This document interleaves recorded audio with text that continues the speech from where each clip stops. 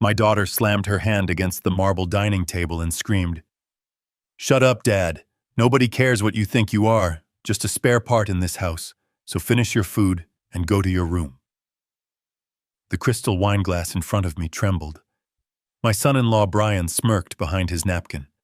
My 16-year-old grandson Justin did not even look up from his iPhone, simply snickering as he typed a text message.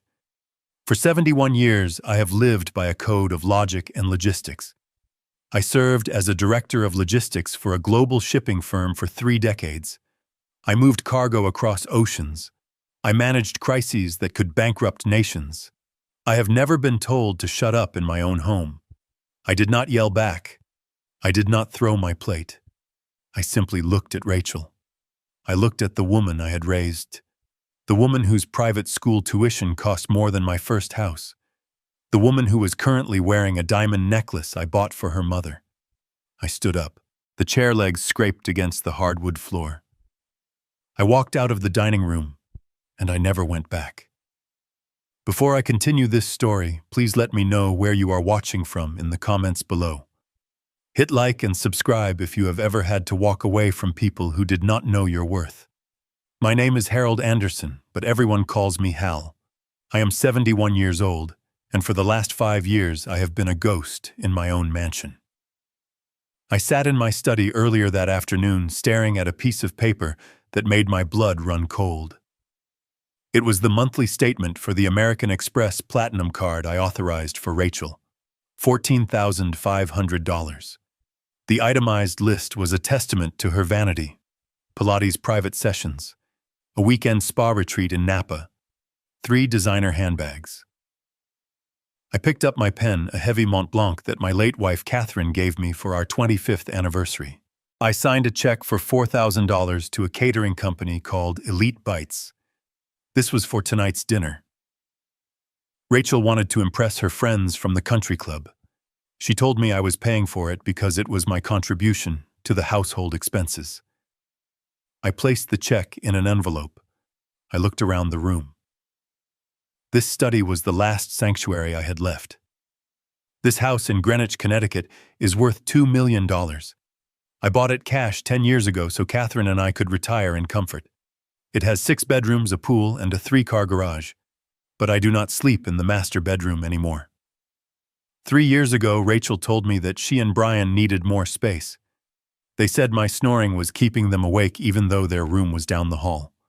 They moved my things into the guest room on the first floor next to the kitchen. It is a small room with a single window that looks out at the driveway. They took the master suite with the balcony and the jacuzzi. They took the space where Catherine took her last breath. I allowed it. I told myself it was to keep the peace. I told myself that family helps family. I was a fool. I looked at the calendar on my desk. Today was Friday. The dinner was scheduled for 7. Brian would be there. Brian is 40 years old and calls himself a serial entrepreneur. In the 10 years he has been married to my daughter, he has started 6 companies. None of them have made a single dollar of profit. I have funded every single one. He calls them seed investments. I call them charity. Last month he asked for $50,000 for a cryptocurrency trading bot. I refused. He has not spoken to me since. He walks past me in the hallway as if I am a piece of furniture. I checked the time. It was 6:30. I could hear the caterers setting up in the dining room. I heard Rachel shouting at the staff. She treats service workers like dirt. It makes my stomach turn. I stood up and adjusted my tie. I put on my navy blue blazer. I still dress for dinner. It is a habit I cannot break. Dignity is a discipline. I walked out of my study and into the kitchen. The smell of roasted lamb filled the air. Rachel was there inspecting a tray of appetizers. She wore a silk dress that probably cost $2,000. She looked at me with critical eyes. "Dad, try not to embarrass us tonight," she said. Her voice was sharp. "The neighbors are coming over later for drinks. Just eat your dinner and then go to your room. Don't start telling your boring stories about shipping containers. Nobody finds them interesting." I nodded slowly. I did not trust my voice. I walked into the dining room. The table was set with my grandmother's silverware. Brian was already seated, pouring himself a glass of the Cabernet Sauvignon I had been saving for a special occasion. He did not ask if I wanted any. He filled his glass to the brim. Justin was slumped in his chair, wearing headphones. "Take those off, Justin," Rachel snapped as she sat down. Justin rolled his eyes and pulled the headphones down around his neck. The music was still playing, tinny and irritating. So Brian said, taking a large gulp of wine, "I have a meeting with a venture capitalist on Monday. This tech incubator idea is going to be huge. We are talking unicorn status in 3 years. Hal, you really should reconsider getting in on the ground floor." I cut my lamb. It was overcooked. I paid $4,000 for overcooked lamb. "I think I will keep my money in bonds, Brian," I said calmly. "My risk tolerance is low these days." Brian scoffed. "That is the problem with your generation. No vision. You just want to hoard wealth. You do not understand how the modern economy works." I chewed slowly. "I understand that you cannot spend money you do not have, Brian. I understand that revenue must exceed expenses. That is a timeless principle." Rachel sighed loudly. "Stop it, Dad. Don't start lecturing him. Brian is a visionary. You spent your life moving boxes. It is not the same thing." The disrespect was palpable. It hung in the air like smoke. But I kept eating.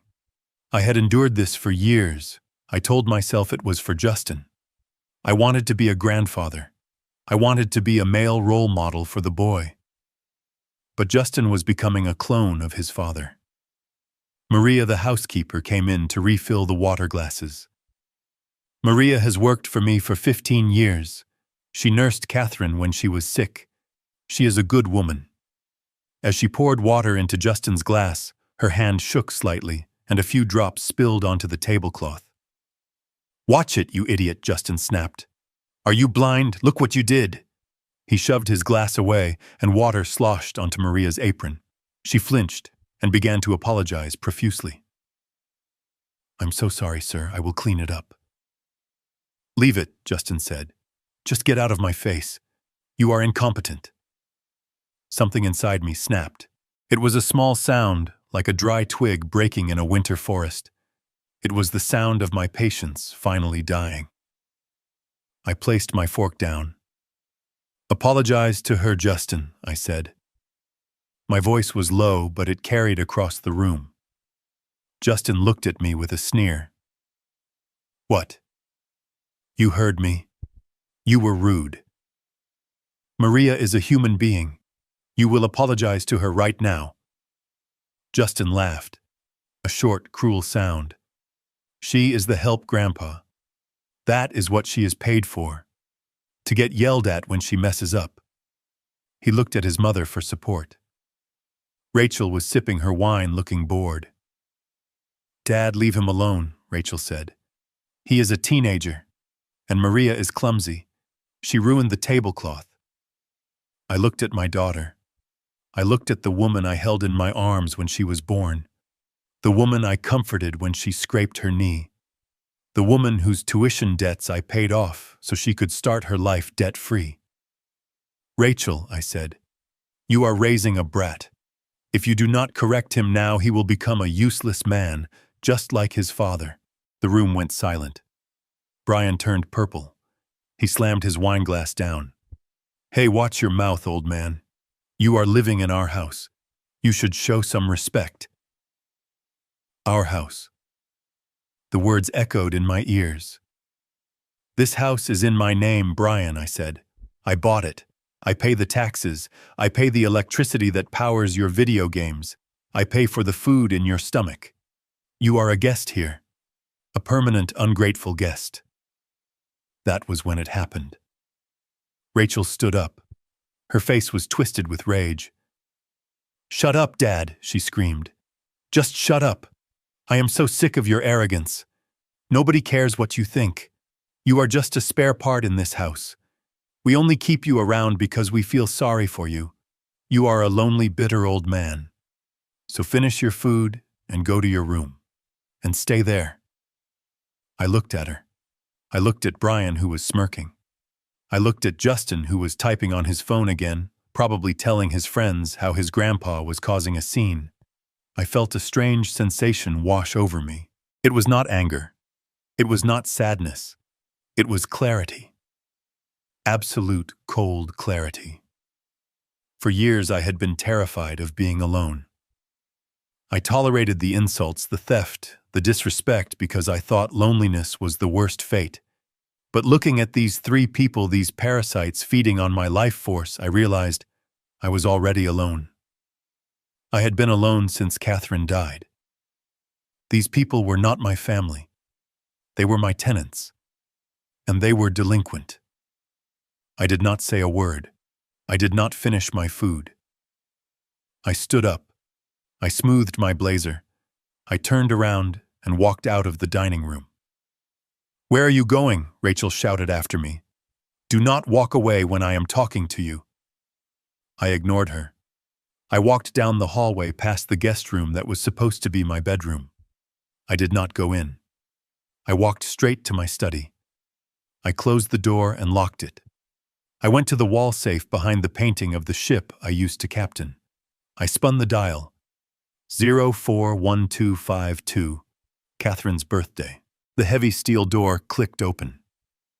Inside were my passports, the deed to the house, some gold coins, and a thick yellow folder. I had prepared this folder 2 years ago. I called it Plan B. I hoped I would never have to use it. It contained the nuclear codes for my life. I took the yellow folder. I took my passport. I took the spare key to my Lincoln Continental. I put them in my leather briefcase. I looked around the study one last time. I looked at the photos on the shelf. Me and Catherine in Paris. Me and a young Rachel at her graduation. I took the photo of Catherine and put it in my pocket. I left the photo of Rachel. I unlocked the study door. I walked to the front foyer. The voices from the dining room were loud. They were laughing now. They were mocking me. "He will be back," Brian said. "He has nowhere else to go. He is too old to function on his own." I opened the heavy oak front door. The night air was crisp. I stepped out onto the porch. I had my house keys in my hand.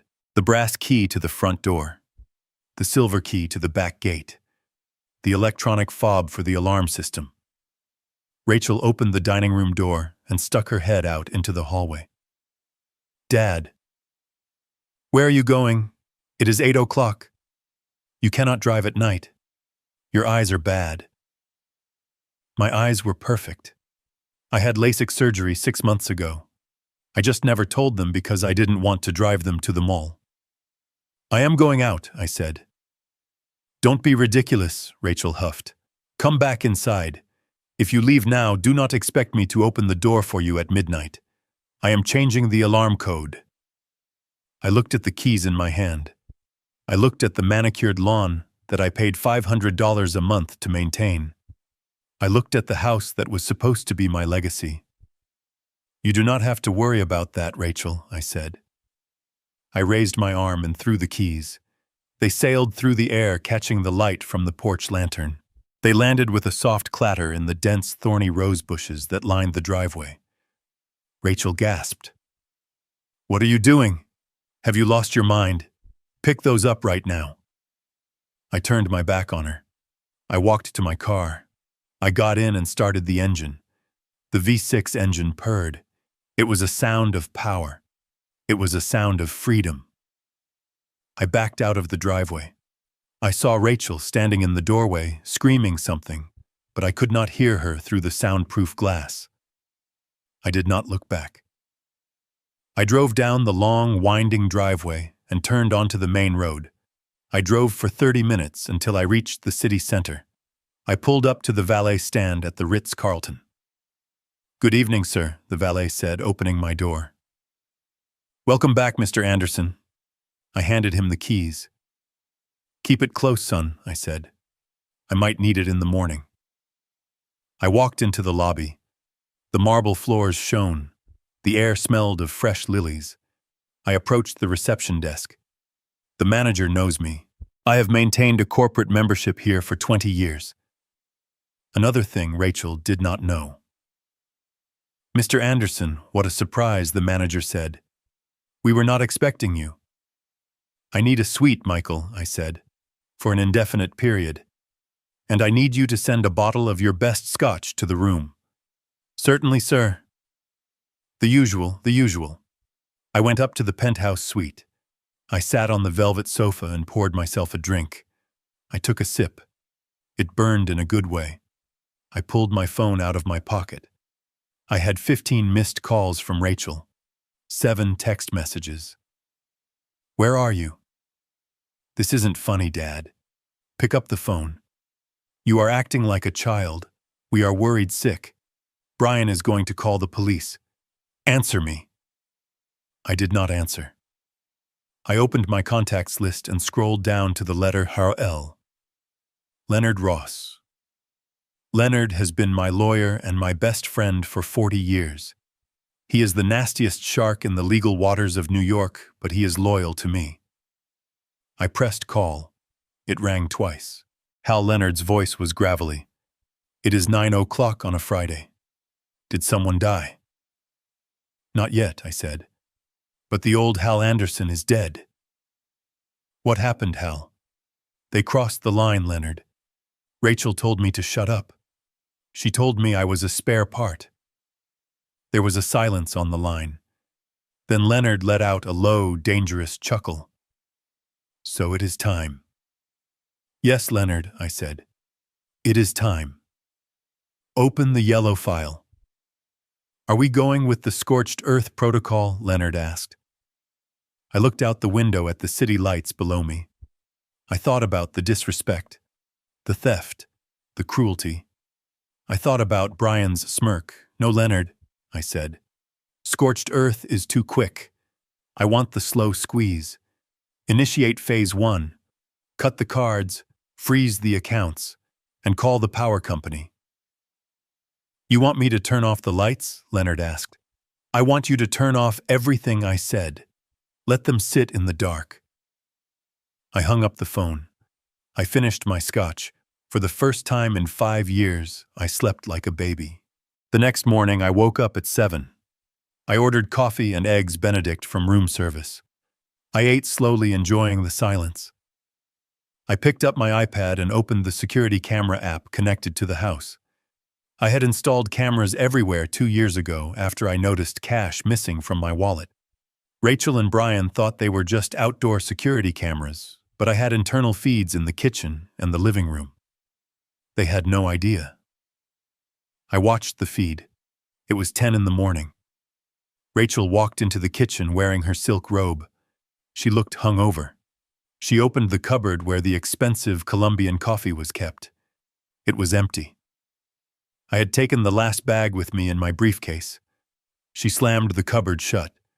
She went to the fancy espresso machine Brian insisted we buy for $3,000. She pressed the button. Nothing happened. She pressed it again. The machine was working fine, but there were no beans. She screamed a curse word that would make a sailor blush. She pulled out her phone and dialed my number. On my iPad screen, I saw my phone light up. I declined the call. She threw her phone on the counter. She stormed to the fridge. She opened it. It was fully stocked with organic food I had paid for. She took out a carton of orange juice and drank directly from the carton. Then the doorbell rang. I switched the camera view to the front porch. It was Mr. Henderson, the landscaper. He was a big man with a thick mustache. He looked impatient. Rachel opened the door. "What do you want?" she snapped. "I want my money, Mrs. Anderson," Mr. Henderson said. $400 for this week's work. Your father usually leaves cash in an envelope under the mat. It is not here. My father is out running errands." Rachel lied. "Come back later." "I cannot come back later," Henderson said. "I have a crew to pay. I need the money now or we stop working, and we take the new hydrangeas we just planted." Rachel scoffed. Fine. Do you take cards? I have a square reader on my phone, Henderson said. Rachel marched back into the house and grabbed her purse. She pulled out the black Amex card. My card. The one she was an authorized user on. She marched back to the porch and handed it to Henderson. He swiped it. He frowned. He swiped it again. It is declined, ma'am. That is impossible, Rachel said. That card has no limit. Try it again. He tried it again. Declined. Do you have another card? Henderson asked. Rachel pulled out a Visa. Declined. She pulled out a MasterCard. Declined. I sat in my hotel suite sipping my coffee. Leonard works fast. He had canceled every supplementary card at 9 a.m. sharp. This machine must be broken, Rachel yelled. The machine is fine, Lady Henderson said. Look, I am taking the hydrangeas, and do not call us again until you have cash. He walked away. Rachel stood on the porch in her robe watching him dig up the expensive flowers she had demanded I buy last week. She looked furious. She looked scared. I zoomed in on her face. This was just the beginning. The gardening bill was $400. The mortgage payment was due on Monday. The electricity bill was due on Tuesday. And Brian's car lease payment was due on Wednesday. I watched as Brian walked out onto the porch, rubbing his eyes. What is going on, babe? He asked. The cards are not working, Rachel screamed, and Dad is not answering. Brian laughed. He probably forgot to pay the bill. The old man is losing it. Do not worry, I will go to the bank and sort it out. I need to transfer some funds anyway for my meeting. I watched Brian walk to the driveway. He approached his Mercedes S-Class, a car I leased in my name because his credit score is lower than the temperature in Antarctica. He pressed the unlock button on his key fob. Nothing happened. He pressed it again. Nothing. He pulled on the handle. Locked. I smiled. The leasing company has a wonderful feature called remote immobilization. If the owner reports the vehicle as possibly compromised, they lock the engine and the doors remotely. I had reported it compromised at 8 a.m. Brian kicked the tire. He looked like a child who had dropped his ice cream. This was going to be a very interesting weekend. I poured myself another cup of coffee and settled in to watch the show. But I knew this was just the soft opening. The real main event was coming. I had a meeting with a real estate investor named Mr. Henderson on Monday. Not the gardener. A different Mr. Henderson. A man who specializes in a very specific type of property transaction called a life estate deed. Rachel thought she was inheriting a mansion. She was about to find out she was inheriting a nightmare. The phone rang. It was Leonard. Phase 1 is complete, Hal, Leonard said. The banks are locked, the credit lines are frozen, and I just sent a courier to the house with a notice. What notice? I asked. A notice of breach of contract, Leonard said, regarding the authorized user agreement. It states that any attempt to access the accounts is now considered fraud. Perfect, I said. Hal Leonard paused. Are you sure you want to go through with the power cut? It is going to be 90 degrees this weekend. I looked at the screen. I saw Justin walking out of his room screaming that the Wi-Fi was down. I am sure, Leonard, I said. They like the heat. Let them sweat. I hung up. I watched my family implode in high definition. I felt no guilt. I felt no remorse. I felt only the cold, hard satisfaction of a balance sheet finally being corrected. They wanted me to be silent. They wanted me to be invisible. Well, now I was invisible. And my silence was about to become the loudest thing they had ever heard. The heavy door of the presidential suite clicked shut behind me, sealing out the world with a reassuring, expensive thud. I stood in the foyer for a moment, just breathing. The air here did not smell of stale vape smoke or my son-in-law's cheap body spray. It smelled of fresh orchids and lemon polish. It smelled of silence. For the first time in 10 years, I did not have to worry about walking too loudly or turning the television volume up too high. I was 71 years old, and I had just run away from home like a teenager, but instead of a backpack, I had a platinum credit card and a plan that would bring my ungrateful family to their knees. I walked into the bedroom. The sheets were Egyptian cotton, with a thread count higher than Brian's IQ. I sat on the edge of the bed and looked at the digital clock. It was 2:14 in the morning. At home, if I went to the kitchen at this hour, Rachel would storm out of her room screaming about how I was disrupting her sleep cycle. She would lecture me about the electricity cost of opening the refrigerator door. She would treat me like a senile old man wandering the halls. I picked up the bedside telephone. I pressed the button for in-room dining. A pleasant voice answered immediately. "Good morning, Mr. Anderson. How may we serve you?" "I want a Wagyu beef burger," I said. "Medium rare, with truffle fries. And send up a bottle of the 1995 vintage Cabernet and a slice of cheesecake." "Certainly, sir. Will there be anything else?" "No, that is all." I hung up. The bill would be over $300 for a midnight snack. Rachel would have an aneurysm if she knew. The thought made me smile. For a decade, I had scrutinized every penny I spent on myself wearing shirts until the collars frayed and driving my car until the engine rattled all to save money for my grandson's college fund and my daughter's lifestyle. I had denied myself everything so they could have everything, and they told me to shut up. They told me I was a spare part. Half an hour later, I sat by the floor-to-ceiling window eating the best burger I had ever tasted. I washed it down with wine that cost more than Brian's weekly contribution to society. I looked at the lights of the city below. Somewhere out there in the dark, my daughter was sleeping in a master bedroom she did not pay for, dreaming of a gala she could not afford. She thought she was the queen of the manor. She did not know the castle was built on sand, and I had just kicked away the foundation. I wiped my mouth with a linen napkin and picked up my cell phone. I dialed Leonard. I knew he would be awake. Leonard Ross sleeps 3 hours a night and spends the rest of the time figuring out how to legally destroy people who annoy him. He answered on the first ring. "Status report, Hal." "I am at the Ritz," I said. "I just ordered room service." "It tasted like victory," good Leonard said. "Now about the assets. I have the paperwork ready for the freeze. Do you want to give them a warning shot, or do you want to drop the guillotine?"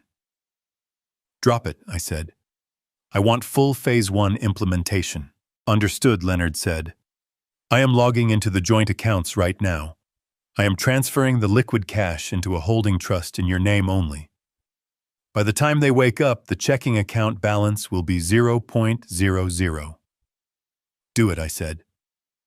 "And the credit cards?" Leonard asked. "You have 4 authorized user cards linked to your primary Amex Centurion account: Rachel, Brian, and Justin." "Cancel them," I said. "Do not just suspend them, Leonard. Report them as compromised. Flag them for fraud. I want the terminals to scream declined when they try to buy a stick of gum." "Done," Leonard said. "I can hear the keystrokes. What about the utilities?" "Kill them," I said. "Electricity, water, gas, internet. Cancel the contracts. Tell the providers the owner has vacated the premises and any further service is unauthorized. It will take 24 hours for the physical shut-off," Leonard warned. "That is fine," I said. "Let them have one last day of comfort. It will make the darkness feel even colder." "Anything else, Hal?" "Yes," I said. "The life estate deed. The nuclear option." "I have the papers on my desk," Leonard said. "Mr. Henderson is ready to move. But Hal, once we execute that deed, there is no going back. The house belongs to the investment firm. You lose the title." I looked at the reflection of my face in the dark window. I looked old, but my eyes were sharp. "I lost that house a long time ago, Leonard," I said. "It ceased to be a home the day my wife died. Now it is just a building filled with parasites. Sign the papers. Transfer the title. I want Henderson to evict them before the ink is dry. Consider it done, Leonard said. Try to get some sleep, Hal. Tomorrow is going to be a bloodbath. I hung up the phone. I finished my wine. I crawled into the massive soft bed and closed my eyes. For the first time in years, I did not dread the morning. I could not wait for the sun to rise. I could not wait for the show to begin. The sun was high over the city, streaming through the floor-to-ceiling windows of my suite at the Ritz. But on the screen of my iPad, it was just another gloomy morning in the house that used to be my prison. I sat in a plush armchair, nursing a cup of fresh black coffee that I had not brewed myself. It was 10:15 in the morning. At home, this was the time the house usually held its breath, waiting for the Queen to descend. I watched the live feed from the kitchen camera. The room was pristine because I had cleaned it before I left. The granite countertops gleamed under the recessed lighting. The silence was absolute until Rachel walked in.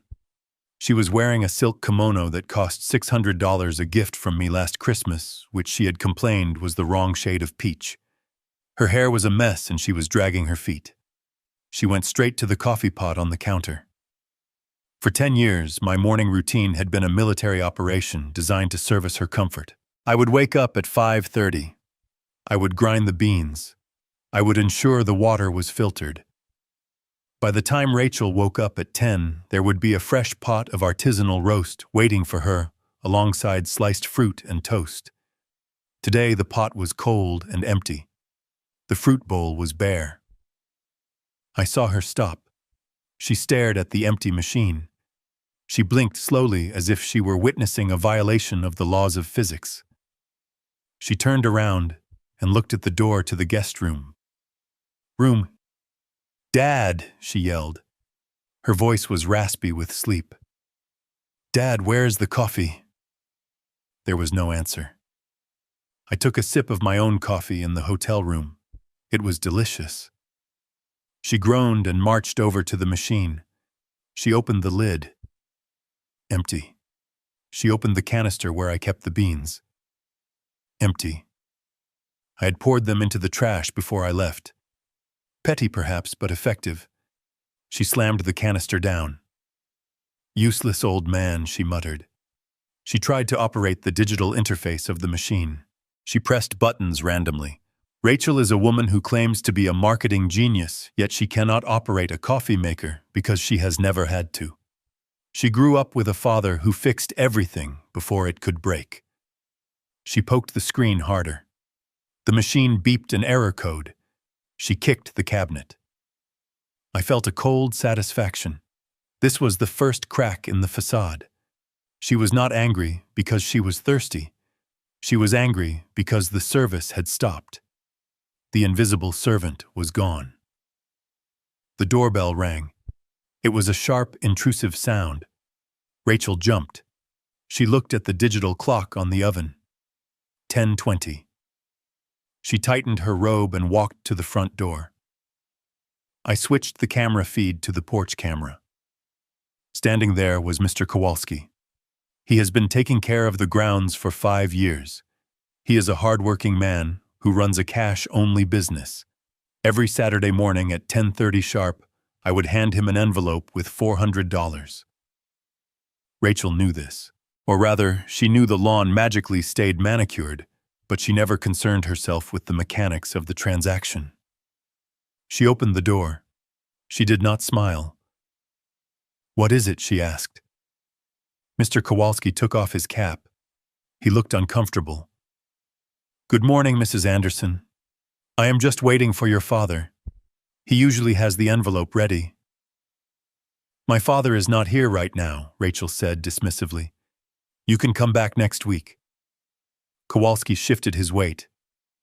"With all due respect, ma'am, I cannot do that. We just finished the aeration and overseeding. That is a big job. Materials cost money. I need to pay my crew today." Rachel rolled her eyes. "Fine. How much is it?" $400. Rachel huffed and turned back into the house. She walked to the kitchen island where her purse was sitting. I watched her rummage through it. She pulled out her wallet. She opened it. It was empty of cash. Rachel never carries cash. Why would she when she has a father who acts as a walking ATM?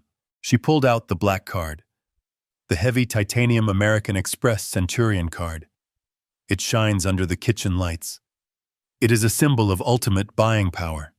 It is the card she uses to buy her shoes, her spa days, and her validation.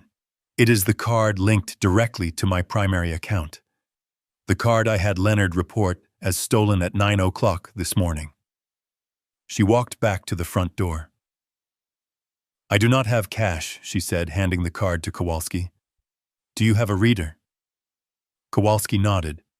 He pulled a small white square reader from his pocket and plugged it into his phone. He swiped the black metal card. I leaned forward in my hotel chair. This was the moment where the rubber meets the road. Kowalski looked at his phone. He frowned. He swiped the card again. "It is not going through, ma'am," he said. Rachel laughed a short, incredulous sound. "Do not be ridiculous. That card has no limit. It is an Amex Centurion. Try it again. Your internet is probably bad." He tried it again. He showed her the screen. "Declined code 05. Pickup card." Rachel snatched the card back. She looked at it as if it had betrayed her. "There must be a mistake," she said. Her voice was rising an octave. "My father probably forgot to pay the bill. He is getting senile. Here, try this one." She handed him a Visa. This was a supplementary card on my Chase Sapphire account. Kowalski swiped it. Declined. Rachel's face began to flush, a deep red stain creeping up her neck. This was not just inconvenience. This was humiliation. This was a wealthy woman in her silk robe being told she was broke by the gardener in front of her neighbors. "I cannot believe this," she shrieked. "Just wait here." She ran back into the kitchen. She grabbed her phone. She dialed my number. On my iPad screen, I saw the incoming call notification. I let it ring. I watched her on the camera pacing the kitchen floor, biting her thumbnail. She looked small. For the first time in years, she looked small. She hung up and ran back to the door. "Look, he is not answering. You will just have to bill us later." Kowalski put his cap back on. His face was hard. "I do not do billing, Mrs. Anderson. I work for cash. If you cannot pay, I cannot come back, and I will be taking the fertilizer bags we left in the shed." He turned and walked away. "Fine," Rachel screamed after him. "Go. We will find someone better." She slammed the heavy oak door. She leaned against it, breathing hard. She looked at the credit card in her hand. She looked at the empty house.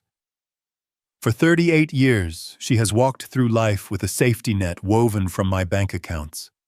She has never known the terror of a declined transaction.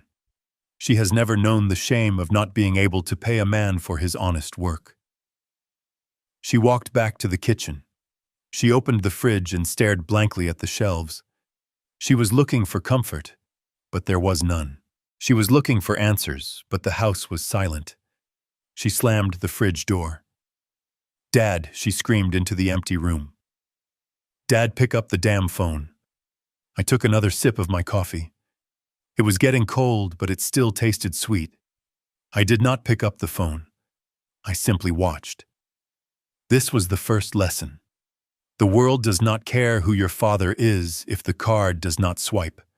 She was about to learn that her status, her pride, and her lifestyle were all leased.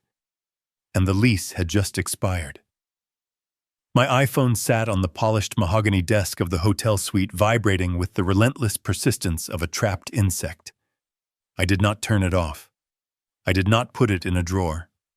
I left it right there next to my glass of iced water and my new leather-bound notebook. I wanted to see the desperation. I wanted to measure the panic. In logistics, we call this monitoring the supply chain disruption. When the flow of goods stops, the stakeholders scream. And my family was screaming. The screen lit up again. Rachel. This was her 12th attempt in the last hour. I watched the name flash white against the black background. A photo appeared next to her name. It was a picture from her wedding day 15 years ago. She looked happy then. I paid $80,000 for that wedding. I paid for the dress, the flowers, the open bar that Brian drank dry. I remember she hugged me that day and said I was the best father in the world. Now the phone just buzzed and buzzed until the screen went dark again. I took a sip of water and tapped the voicemail icon. The red number indicated 9 new messages. I put the phone on speaker. I leaned back in my chair, crossing my legs. It was time for the performance review. Message 1. 10:45 a.m. Rachel. Her voice was high-pitched, tight with indignation. Dad, this is ridiculous. The gardener just left and took the hydrangeas. Do you hear me? He dug them up. You need to call him and fix this. And transfer money to the joint account immediately. I am at the grocery store, and I do not have cash. This isn't funny. Pick up the phone. Delete. I tapped the trash icon. No concern. Just demands. She was still operating under the assumption that this was a clerical error. Message 2, 11:15 a.m. Brian. His voice was breathless. I could hear wind in the background. He was probably walking home from his locked car. Hey, Hal. It's Brian. Listen, buddy, there seems to be a glitch with the Mercedes. The leasing company says it is reported stolen. I know you probably hit the wrong button on your computer or something. Just give them a call, okay? I have a big meeting with investors in an hour. I cannot be late. Call me back. Delete. He did not have a meeting. Brian never has meetings on Saturdays. He has poker games. He was worried about looking poor in front of his friends. Message 3, 12:30 p.m. Justin. This was rare. My grandson only calls me when he wants the latest gaming console. Grandpa, the internet is down. The internet. Mom says you didn't pay the bill. I am in the middle of a ranked match. Fix it. It sucks here. Delete. Not a hello, not a how are you. Just a demand for bandwidth. I looked at the ceiling. I wondered if I had failed them or if they were just broken people. I decided it did not matter anymore. The result was the same. Message 4, 1:45 p.m. Rachel again. The tone had shifted. The anger was being replaced by a strategic layer of fake concern. This was the dangerous phase. Dad, we are getting worried. You never disappear like this. Brian thinks you might be having an episode. You know, like confusion. We just want to make sure you are safe. Please call us. If you don't, we might have to call the hospitals or the police. We just love you, Dad. Please. I let that one linger for a moment before hitting delete. Love. She used the word like a currency she had counterfeited. She was building a narrative. She was laying the groundwork for the senility argument. If I was missing, I was confused. If I was confused, I needed a guardian. If I had a guardian, she got control of the accounts. It was a transparent, clumsy gambit. Message 5, 2:10 p.m. Brian again. He sounded sweaty. Hal, pick up. Rachel is crying. She is really scared. Look, if this is about the $50,000 I asked for, we can forget it. Okay. Just come home. We can talk about the rent or whatever. Just stop this. I laughed. A dry sound in the empty room. He thought this was a negotiation. He thought he could barter with me. He did not understand that the store was closed. The inventory was gone. I watched the screen light up again. Rachel. I let it ring. I imagined her in that big kitchen, the one with the granite island. I paid for holding her phone with a white-knuckled grip. She was realizing that the silence on my end was not an error. It was a wall. For years I had answered every call. I had rushed to every emergency. A flat tire at midnight, a bounced check, a leaky roof. I was their fixer. I was their safety net. Now I was just a vibration on a table in a hotel room they could not afford. I opened my notebook. I wrote down the time and a brief summary of each call. Documentation is key. If they tried to claim I abandoned them or that I was mentally unfit, I would have a record of their harassment. I would have a timeline of their greed. The phone buzzed again. A text message from Rachel popped up on the lock screen. "Dad, please. I am sorry if I said something wrong. Just come back." If. That two-letter word told me everything. She was not sorry she had told me to shut up. She was not sorry she had treated me like a servant. She was sorry that the consequences had arrived. She was sorry the wallet had walked out the door. I turned the phone over face down. I did not want to see their names anymore. The silence in the room was heavy, but it was mine. I had spent a lifetime responding to their noise. Now they would have to learn to live with my quiet, and the quiet was going to get much, much louder. I shifted my attention from the phone to the live feed on my iPad. It was 2:30 in the afternoon. The sun was blazing down on the driveway, turning the asphalt into a skillet. The black Mercedes S-Class sat there gleaming like a dark jewel. It was a beautiful machine, a V8 bi-turbo engine, massage seats, and a sound system that cost more than my first car. I leased it 3 years ago because Brian said he needed a vehicle that projected success to potential investors. He said image was half the battle. I paid the $3,000 a month lease. He paid for the pine tree air freshener dangling from the rearview mirror. I watched the back door of the house open. Brian stepped out. He had changed clothes. He was wearing a light gray suit and loafers without socks. He had his leather portfolio tucked under his arm and his sunglasses on. He looked like a man's on his way to close $1 million deal. I knew better. He was on his way to a poker game at the country club, where he would bet money he did not have and drink scotch he could not afford. He was escaping.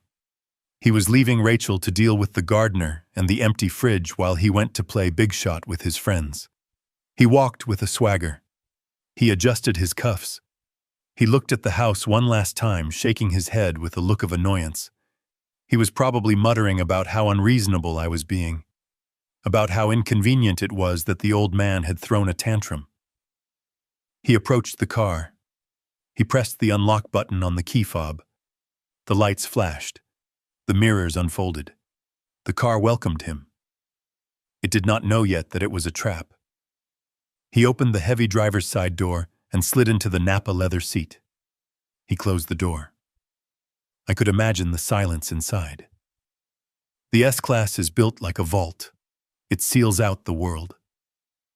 He placed his portfolio on the passenger seat. He checked his reflection in the vanity mirror. He smiled at himself. A shark in a shark tank. He pressed the start button. On my screen, nothing happened. No smoke from the exhaust. No vibration. Just stillness. Brian frowned. He pressed the button again, harder this time. Still nothing. He looked at the dashboard. He tapped the steering wheel. He was probably thinking it was a dead battery. He was probably thinking he would have to call roadside assistance, which was included in the lease I paid for. Then the infotainment screen lit up. I could not hear the audio from inside the car, but I knew exactly what it was saying. I had authorized the command through the Mercedes Me Connect app at 8:15 that morning. It is a feature designed for theft recovery. It immobilizes the engine and locks the doors to contain the perpetrator until the police arrive. Brian stared at the screen. His mouth opened. He took off his sunglasses. The message on the dashboard would be flashing in red letters.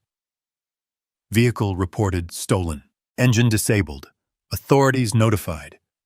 He grabbed the door handle and pulled. It was locked. He pulled again, yanking it violently. The electronic deadbolts were engaged. He hit the unlock button on the door panel. Nothing. He hit it again and again, his finger stabbing the plastic. The car was in lockdown mode. It had become a prison cell lined with leather and walnut wood. He started to panic. I could see it in his body language.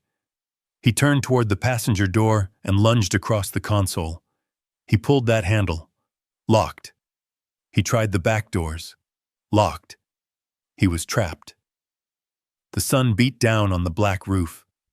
The car had been sitting in the driveway for hours. The interior temperature was climbing rapidly. Without the engine, there was no air conditioning. It was a greenhouse. A very expensive, very airtight greenhouse. Brian started pounding on the window. The glass in an S-Class is double-paned acoustic laminate. It is designed to keep out road noise and paparazzi. It is very hard to break with a human fist. He pounded and screamed. I could see his face contorting. He was yelling for help. But the driveway is long, and the nearest neighbor is acres away. Rachel was inside the house, probably in the back bedroom, sulking. No one could hear him. He loosened his tie. He took off his jacket. Sweat was already darkening his gray shirt. He looked at his phone. He dialed a number. He held it to his ear, and then threw the phone onto the passenger seat. No signal. The metallized glass and the car's body acted as a Faraday cage, blocking most signals, and what little got through was probably too weak for a call. Or maybe I had just gotten lucky. 10 minutes passed. Brian was soaked. His hair was plastered to his forehead. He was red-faced and gasping. He looked like a fish flopping on a deck. He was no longer the cool entrepreneur. He was a terrified man, realizing he had no control. He kicked the dashboard. He tore at the leather steering wheel. He was destroying the interior of a car he did not own. I watched calmly. I took a bite of a crisp apple. This was the man who called me a spare part. This was the man who spent my retirement savings on vanity projects. Now he was sweating out his arrogance one drop at a time. Finally, he reached into the back seat. He grabbed a heavy metal flashlight he kept there for emergencies. He swung it at the driver's side window. The glass cracked, but did not shatter. He swung again with all his might. A spider web of fractures appeared. He hit it a third time, screaming in rage. The safety glass finally gave way, crumbling into thousands of small cubes that rained down onto his lap and the driveway. He cleared the jagged edges with his briefcase, ruining the leather. He scrambled out of the window head first. He fell onto the hot asphalt, scraping his hands and knees. He lay there for a moment, panting, heaving, trying to catch his breath. His suit was ruined. His dignity was gone. He looked like a criminal who had just botched a getaway. He stood up shakily. He looked at the broken window. He looked at the silent car. He kicked the tire and immediately grabbed his foot, hopping in pain. He screamed at the sky. He looked at the security camera mounted on the garage. He knew. In that moment, he knew I was watching. He raised his middle finger at the lens. I smiled. It was an impotent gesture. A last gasp of defiance from a defeated man. He limped toward the house, leaving the car open and broken in the driveway. The alarm finally started to blare, a rhythmic honking that echoed through the quiet neighborhood. I closed the app. The car was totaled effectively. The interior damage, the broken glass, the electronics. The lease terms were clear. Any damage caused by negligence or misuse was the responsibility of the lessee. That was me. But I had insurance. And Brian. Brian had nothing. He had no car. He had no meeting. He had no poker game. He was trapped in a house with no money, no internet, and a wife who was rapidly realizing her husband was as useless as a screen door on a submarine. I picked up my notebook. I wrote down. 2:45 p.m. Brian attempts unauthorized use of vehicle. Damages property. Escapes. I closed the book. The heat was rising in Greenwich, and I was just turning up the thermostat. The next phase was going to be even hotter. The utilities were scheduled to cut off at midnight. They would wake up tomorrow in a house that was not just broke but broken, and I would be here eating room service and planning the grand finale. It was Sunday morning, the day the lights went out in Greenwich. I sat on the balcony of my hotel suite, watching the city wake up below me. The sky was a brilliant cloudless blue, promising a temperature in the mid-90s. It was a perfect day for a barbecue or a swim in the pool. But at my house there would be no swimming, because the pool pump was about to die, and there would be no barbecue, because the electric starter on the grill was about to become a useless button. I looked at my watch. It was 11:59. I had scheduled the utility disconnects for noon sharp. I wanted them to be awake. I wanted them to be comfortable. I wanted them to be in the middle of their digital addictions when the plug was pulled. In logistics, timing is everything. You do not cut the supply line when the enemy is sleeping. You cut it when they are hungry. I opened the security app on my iPad. I had upgraded the system 6 months ago with battery-powered cellular backup cameras. I told Rachel it was for storm safety. In reality, it was for this exact moment. I needed eyes on the ground even when the grid went down. I switched the view to the living room. Justin was sprawled on the leather sofa. He was wearing a headset, screaming at the television. He was playing some online shooter game. His thumbs were moving at light speed. He was in his element. A digital warrior living in a house he did not pay for, using bandwidth he did not earn. Brian was in the kitchen, staring at the microwave. He was trying to reheat a slice of pizza. He looked disheveled. His gray suit from yesterday was crumpled on a chair. He was wearing gym shorts and a stained t-shirt. Rachel was sitting at the island, scrolling through her phone, probably looking for a lawyer who worked on Sundays or a landscaper who accepted IOUs. The digital clock on the microwave turned to 12:00. Then it happened. The microwave display went black. The hum of the refrigerator compressor cut out. The ceiling fans spun slower and slower until they stopped. The ambient noise of a modern home, the buzz of electricity, the whir of the air conditioning simply vanished. Silence. For 3 seconds, there was absolute silence. Then a scream tore through the house. It came from the living room. It was a primal sound, like an animal caught in a trap. "No," Justin shrieked. "No, no, no, lag, lag, lag." He threw his controller at the TV. It bounced off the dark screen. "What happened?" he yelled. "Mom, the Wi-Fi. I lost connection. I was on a kill streak. Fix it. Fix it now." Rachel looked up from her phone. The Wi-Fi symbol on her screen had probably disappeared. "The power is out," she said. Her voice was calm at first. "Just a nuisance." Brian tapped the microwave. "Great," he muttered. "Now my pizza is cold." "Check the breaker box," Rachel said. "Dad probably tripped a fuse with his old equipment." I watched Brian walk to the utility closet. He opened the panel. He flipped the master switch off and on. Nothing. He flipped the individual breakers. Click, click, click. The sound echoed in the dead air. Nothing happened. "It is not the breakers," Brian called out. "The meter is dead." Rachel stood up. She walked to the window. She looked at the neighbor's house across the lawn. Their porch lights were on. Their fountain was running. "The neighbors have power," she said. A note of panic crept into her voice. "Why don't we?" Justin ran into the kitchen. He was red-faced. He was shaking. "I cannot connect to the hotspot either," he screamed. "There is no service." I smiled. I had canceled the family data plan 10 minutes ago. They were now relying on the mercy of public towers, which were notoriously weak in our valley. "It is getting hot in here," Brian said, wiping his forehead. Without the central air conditioning, the house was basically a glass oven. The sun beat down on the large windows. The insulation that kept the heat in during winter was now trapping the solar radiation.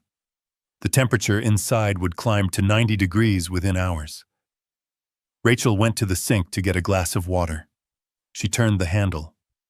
A thin trickle came out, then a sputter, then nothing. The house is on a well system. The well pump runs on electricity. No power means no water. No water means no ice, no showers, and most importantly, flushing toilets. Rachel turned the handle back and forth frantically. The water, she whispered. The water is gone too. This is impossible, Brian said. This is a utility failure. I am calling the power company. He pulled out his phone. I watched him dial. I could imagine the automated message he was hearing. We are sorry, the account associated with this number has been closed by the account holder. He lowered the phone slowly. His face was pale. They said the account is closed, Rachel. They said the owner terminated service. Rachel grabbed the counter. She looked at the security camera in the corner of the ceiling. She stared right at me. She knew. He turned it off, she hissed. He turned everything off. Justin kicked the island. I hate him, he screamed. I hate him. I am going to fail my rank. He does not care about your rank, Justin, I said to the empty hotel room. He cares about respect, and you just ran out of credit. I switched the camera view to the pantry. I looked at the shelves lined with gourmet food, truffle oil, imported pasta. Then I looked at the refrigerator. It was a Sub-Zero model that cost $12,000. Inside it was stocked with $300 worth of organic grass-fed steaks. There was a jar of caviar Brian had bought to celebrate his non-existent business deal. There were artisanal cheeses. There was fresh salmon. The temperature inside that metal box was rising. Bacteria were beginning to multiply. The steaks were starting to sweat. The milk was starting to sour. By tomorrow morning, the smell would be unbearable. That food represented hours of my labor. It represented early mornings and late nights at the shipping yard. Now it was rotting, just like their inheritance. I watched Rachel open the freezer. She pulled out a tub of Ben & Jerry's ice cream. It was already soft. She grabbed a spoon and started eating it aggressively. It was a childish act of consumption. If she couldn't save it, she would eat it. Brian sat at the table. He put his head in his hands. What are we going to do? He asked. We cannot stay here without AC. It is going to be sweltering. We are not going anywhere, Rachel snapped. That is what he wants. He wants to flush us out. We are staying. Justin groaned. Without internet. Are you crazy? I am going to Kyle's house. You are staying here, Rachel yelled. We need to present a united front. When he calls, we need to be here. He is not going to call, Brian said. His voice was hollow. He blocked us, Rachel. The car is bricked. The cards are dead. The lights are out. He is not playing games. This is war. I closed the iPad cover. Brian was smarter than he looked.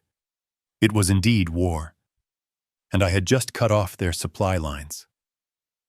Siege warfare is a slow, ugly business. It breaks the spirit before it breaks the body. They were trapped in a mansion that was rapidly becoming a tomb. A dark, hot, silent tomb filled with the stench of spoiling luxury. I stood up and walked to the thermostat on the wall of my suite.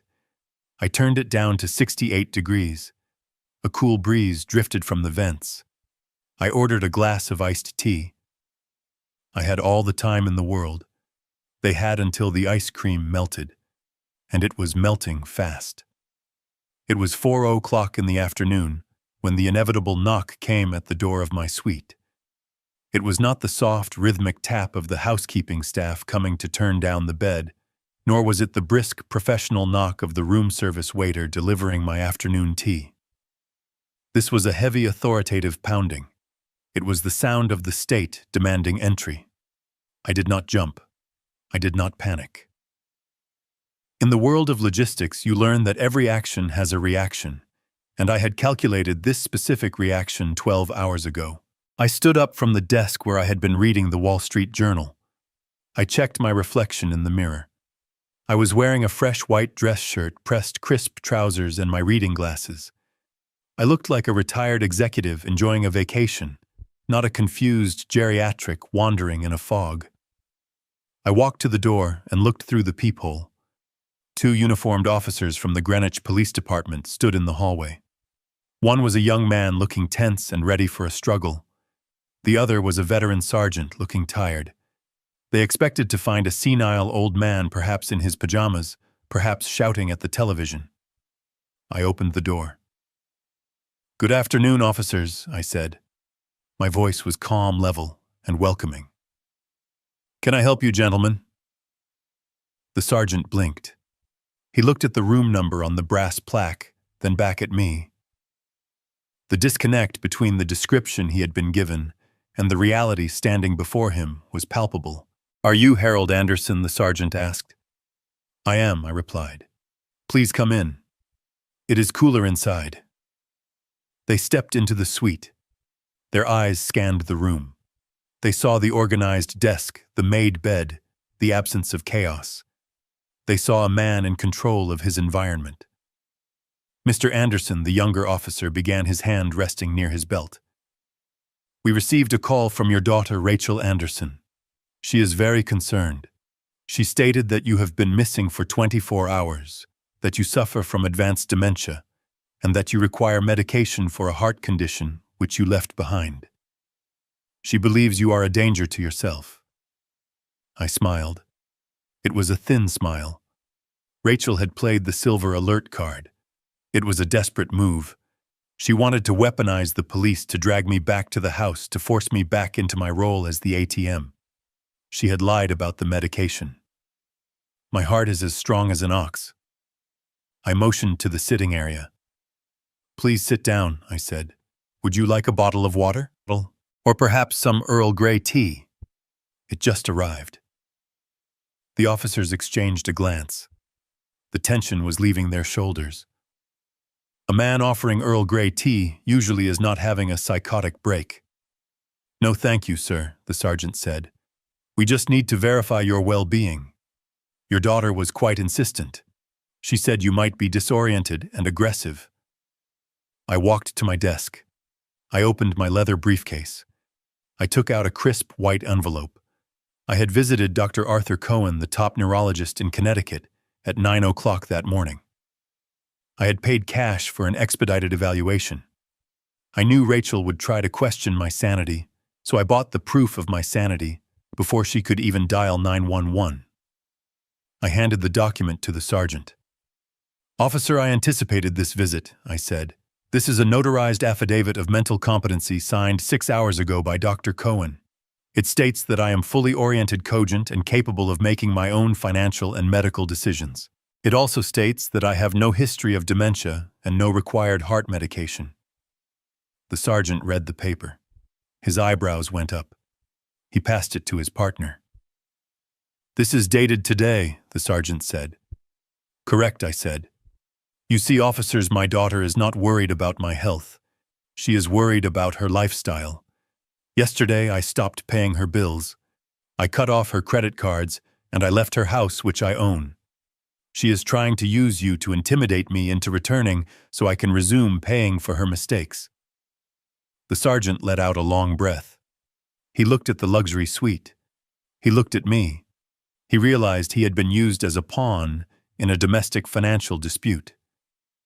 Police officers hate domestic disputes, but they hate being lied to even more. "So you are here of your own free will?" the sergeant asked. "I am," I said. "I am enjoying a vacation from my ungrateful family. And you are safe." "I am safer here than I was in that house," I said. The sergeant nodded. He took out his notepad. "Anderson, I apologize for the intrusion. We have to follow up on these reports, especially involving seniors. But it is clear that the report was inaccurate." "It was a lie, Sergeant," I said. It was a false police report filed to harass a citizen. I believe that is a crime. It is a misdemeanor, the sergeant said, his voice hardening. He pulled out his radio. Dispatch, this is Unit 4. Subject located. Code 4. Subject is safe, competent, and here voluntarily. No medical assistance required. Cancel the alert. Then he pulled out his cell phone. I need to call the reporting party to close the file, the sergeant said. Please put it on speaker, I requested. I think it is important that there is no ambiguity. The sergeant hesitated, then tapped the speaker button. The phone rang once. Officer, did you find him? Rachel's voice screamed through the speaker. She sounded hysterical, breathless. Is he okay? Is he confused? Do not listen to him if he talks about money. He is having delusions. You need to bring him home immediately. I have his room ready. The sergeant held the phone steady. His face was stone. Mrs. Anderson, this is Sergeant Miller. We are with your father now. Oh, thank God, Rachel sobbed. Is he hurt? Did he know who you were? Just put him in the car, please. We are so worried. Ma'am, stop talking, the sergeant barked. His voice was sharp enough to cut glass. We have assessed your father. He is perfectly healthy. He is lucid. He has provided medical documentation proving his competency. He is not missing. He has simply chosen not to speak to you. There was a silence on the line. A long, heavy silence. What Rachel whispered. That is impossible. He is sick. He doesn't know what he is doing. He needs me. Mrs. Anderson, the sergeant, continued ignoring her protest. Filing a false missing persons report and making false claims about a medical condition to law enforcement is a violation of the law. You wasted police resources today. We have officers searching the parks when they could have been responding to real emergencies. But he is my father, Rachel shrieked. He walked out. He turned off the power. He is trying to hurt us. It sounds like a civil matter, ma'am, the sergeant said. Do not call 911 again unless there is a life-threatening emergency. If you continue to use the police to harass Mr. Anderson, we will issue a citation for misuse of emergency services. Do you understand? He is lying to you, Rachel yelled. He is manipulating you. Goodbye, Mrs. Anderson. The sergeant hung up. He looked at me. There was a flicker of respect in his eyes. Maybe even solidarity. He probably had kids of his own. He probably knew what it felt like to be taken for granted. Mr. Anderson, if she shows up here, you can call us for trespassing, he said. The hotel security is good, but we can issue a restraining order if necessary. Thank you, Sergeant, I said. I hope it does not come to that, but my daughter does not handle the word no very well. The officers stood up. They declined the water again, but this time with a smile. Enjoy your vacation, Mr. Anderson, the young officer said. I walked them to the door. I locked it behind them. I leaned against the heavy wood. I felt a weight lift off my chest. Rachel had fired her biggest gun. She had tried to strip me of my agency. She had tried to label me as an invalid, and the bullet had ricocheted right back into her face. I walked back to the desk and picked up my phone. I did not call her. I did not text her. I simply opened my email and forwarded the audio file of the police interaction which I had recorded on my iPad to Leonard. Add this to the file, Leonard, I typed. Exhibit C, malicious prosecution and defamation. I sat down and poured myself a cup of tea. It was still warm. I imagined the scene at the house. Rachel staring at her phone in the sweltering heat, realizing that the police were not coming to rescue her lifestyle. Realizing that she could not force me back. Realizing that the narrative of the senile old father had just collapsed. She was trapped. The house was getting hotter. The food was rotting. And now she knew that I was not just away. I was watching. And I was winning. The sun began to set, painting the sky in shades of purple and gold. It was a beautiful evening.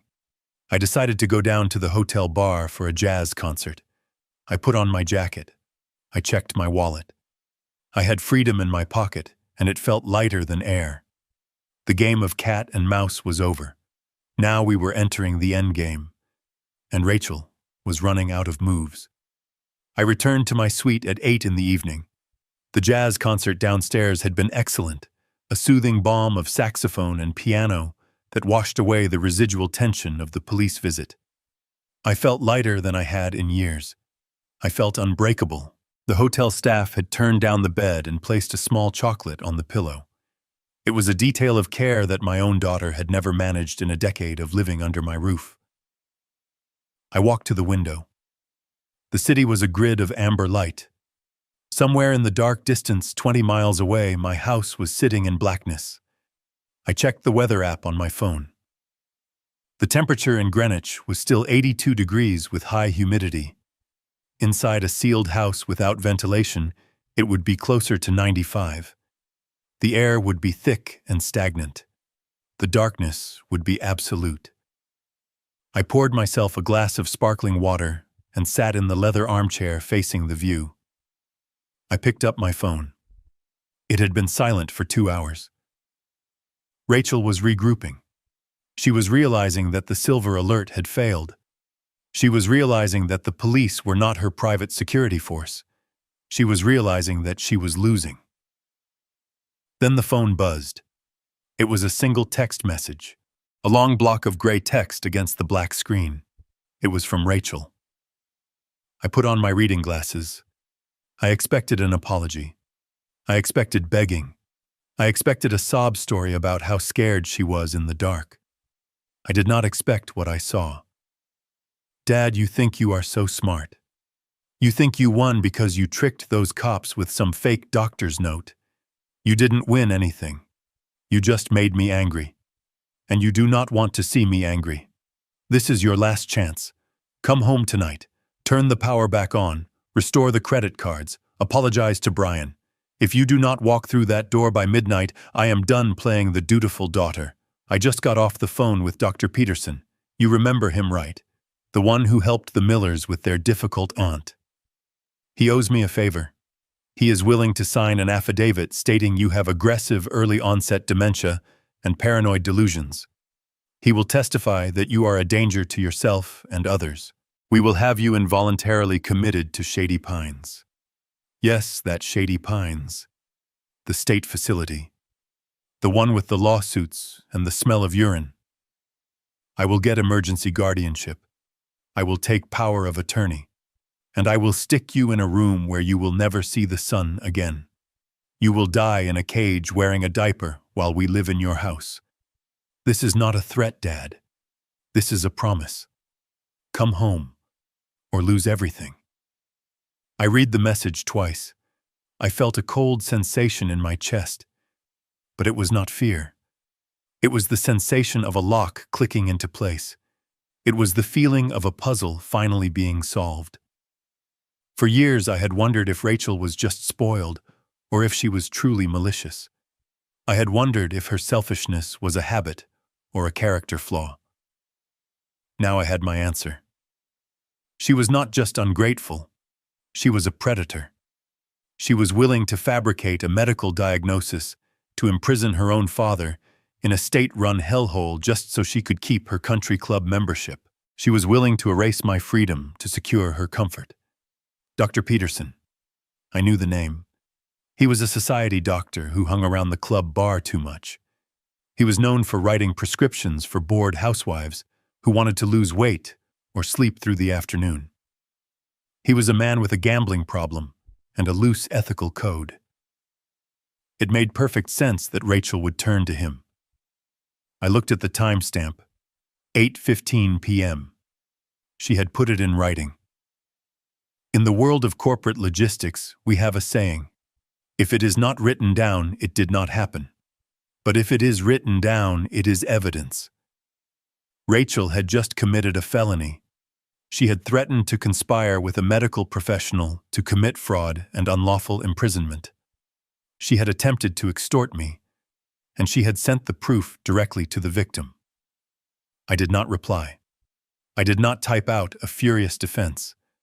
I did not call her to scream. I took a screenshot of the text.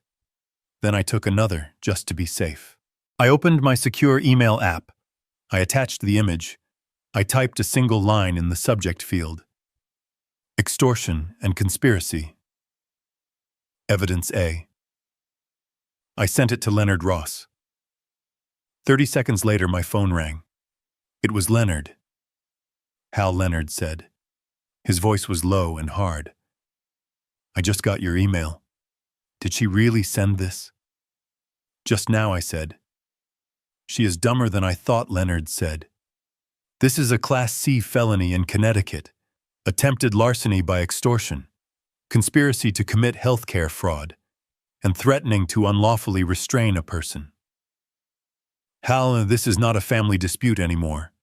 This is criminal. I looked at the city lights. I took a sip of my water. I know Leonard. We can have her arrested, Leonard said. I can call the district attorney right now. I play golf with him on Sundays.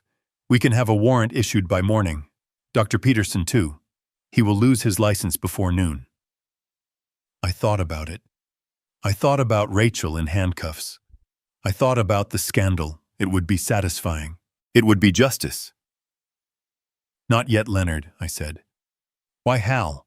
She threatened to put you in a cage. Because arrest is too quick, I said. If she is arrested, she becomes the victim in her own mind. She becomes the martyr. She will cry to the press. She will say I set her up. No, Leonard. I want her to lose the house first. I want her to lose the status. I want her to stand in the dark, knowing she played her ace, and it was a joker. Leonard sighed. You are a cold man, Hal. She learned it from me, I said. Keep this text, Leonard. Notarize the receipt. If she tries to file that guardianship paper with the court, we will drop this on the judge's desk like a nuclear bomb. We will use it to get a permanent restraining order. Understood, Leonard said. I will draft the motion for the restraining order tonight. We will keep it in the chamber. What about Dr. Peterson? Send him a letter, I said. A quiet letter. Tell him we have the text. Tell him if he signs any paper regarding my health, we will forward this text to the State Medical Board and the FBI. Leonard chuckled. That will make him sweat. He will drop Rachel like a hot potato. Exactly, I said. Isolate her. Remove her allies. Let her scream into the void. I will handle it, Leonard said. Stay safe, Hal. She is desperate. Desperate people are dangerous. She is not dangerous, I said. She is just loud, and she is running out of battery. I hung up the phone. I looked at the text one last time. Die in a cage. A daughter saying that to her father. The father who taught her to ride a bike. The father who paid for her braces. I deleted the thread from my main inbox, but kept it in the secure folder. I did not want to look at it every time I opened my phone. It was too ugly. It was the autopsy of a relationship I had tried to keep alive for too long. I stood up and walked to the bedroom. I needed to sleep. Tomorrow was Monday. The day of the gala, or at least the day Rachel thought was the gala. She was probably sitting in the dark right now, sweating, convinced that her threat would work. Convinced that I was a weak old man who would fold at the first sign of pressure. She did not know that I had dealt with pirates off the coast of Somalia. I had dealt with Union strikes in bold ports. I had dealt with corrupt customs officials in third world countries. A spoiled brat with an iPhone was not going to break me. I turned off the lamp. The room was cool and dark. I closed my eyes. I thought about Brian. While Rachel was threatening me, Brian was probably trying to figure out how to open my safe. He knew I kept emergency cash there. He didn't know I had emptied it weeks ago. He didn't know that the only thing inside was a nasty surprise I had planted for him. Let them plot. Let them threaten. Let them dig their own graves. I had the shovel. and tomorrow I was going to hand it to Mr. Henderson. The heavy door of this presidential suite clicked shut behind me, sealing out the world with a reassuring, expensive thud. I stood in the foyer for a moment, just breathing. The air here did not smell of stale vape smoke or my son-in-law's cheap body spray. It smelled of fresh orchids and lemon polish. It smelled of silence. For the first time in 10 years, I did not have to worry about walking too loudly or turning the television volume up too high. I was 71 years old, and I had just run away from home like a teenager, but instead of a backpack, I had a platinum credit card and a plan that would bring my ungrateful family to their knees. I walked into the bedroom. The sheets were Egyptian cotton with a thread count higher than Brian's IQ. I sat on the edge of the bed and looked at the digital clock. It was 2:14 in the morning. At home, if I went to the kitchen at this hour, Rachel would storm out of her room screaming about how I was disrupting her sleep cycle. She would lecture me about the electricity cost of opening the refrigerator door. She would treat me like a senile old man wandering the halls. I picked up the bedside telephone. I pressed the button for in-room dining. A pleasant voice answered immediately. "Good morning, Mr. Anderson. How may we serve you?" "I want a Wagyu beef burger," I said. "Medium rare, with truffle fries, and send up a bottle of the 1995 vintage Cabernet, and a slice of cheesecake." "Certainly, sir." "Will there be anything else?" "No, that is all." I hung up.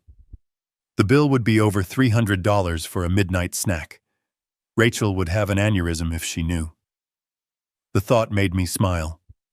For a decade I had scrutinized every penny I spent on myself wearing shirts, until the collars frayed, and driving my car until the engine rattled all, to save money for my grandson's college fund and my daughter's lifestyle.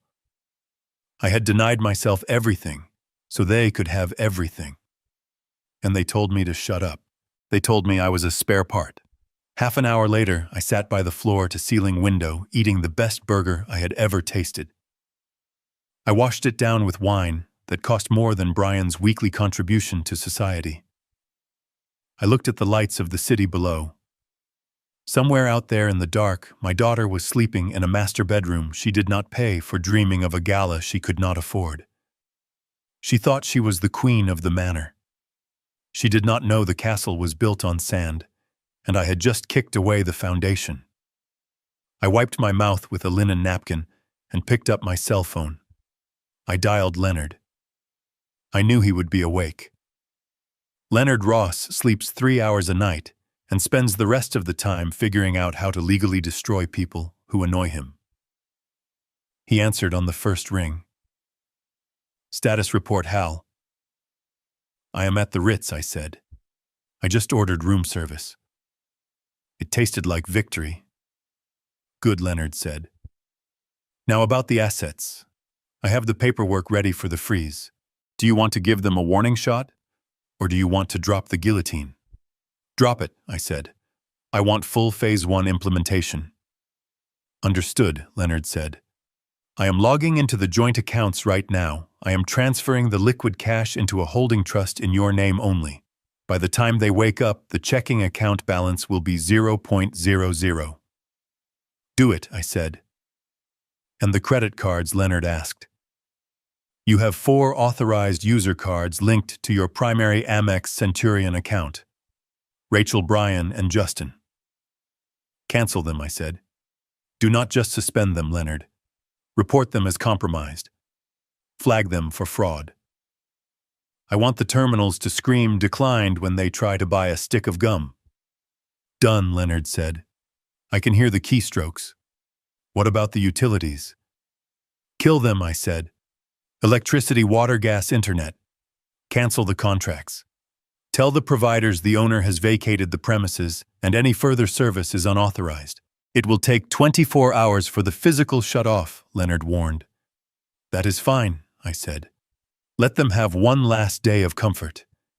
It will make the darkness feel even colder." "Anything else, Hal?" "Yes," I said. "The life estate deed. The nuclear option. I have the papers on my desk, Leonard said. Mr. Henderson is ready to move. But Hal, once we execute that deed, there is no going back. The house belongs to the investment firm. You lose the title. I looked at the reflection of my face in the dark window. I looked old, but my eyes were sharp. I lost that house a long time ago, Leonard, I said. It ceased to be a home the day my wife died. Now it is just a building filled with parasites. Sign the papers. Transfer the title. I want Henderson to evict them before the ink is dry. Consider it done, Leonard said. Try to get some sleep, Hal. Tomorrow is going to be a bloodbath. I hung up the phone. I finished my wine. I crawled into the massive soft bed and closed my eyes. For the first time in years, I did not dread the morning. I could not wait for the sun to rise. I could not wait for the show to begin. I sat in the darkness of my hotel suite, illuminated only by the glow of the iPad screen. It was 3:14 in the morning on Monday, the night before the gala. The house in Greenwich was silent and sweltering, but there was movement in the study. I had been waiting for this. I had been predicting this specific act of desperation for 6 months. In the world of logistics, we call it a honeypot. You create an attractive target to lure a security breach into the open. My study safe was the honeypot. For years, I had kept a significant amount of cash there, roughly $50,000 in a fireproof box. I called it the Apocalypse Fund. Rachel knew about it. Brian knew about it. He had eyed that safe 100 times, his gaze lingering on the dial whenever he came in to ask for a loan. He thought it was his emergency piggy bank. He did not know that I had emptied it 3 weeks ago, leaving behind only a single white envelope. I watched the infrared feed. The door to the study creaked open.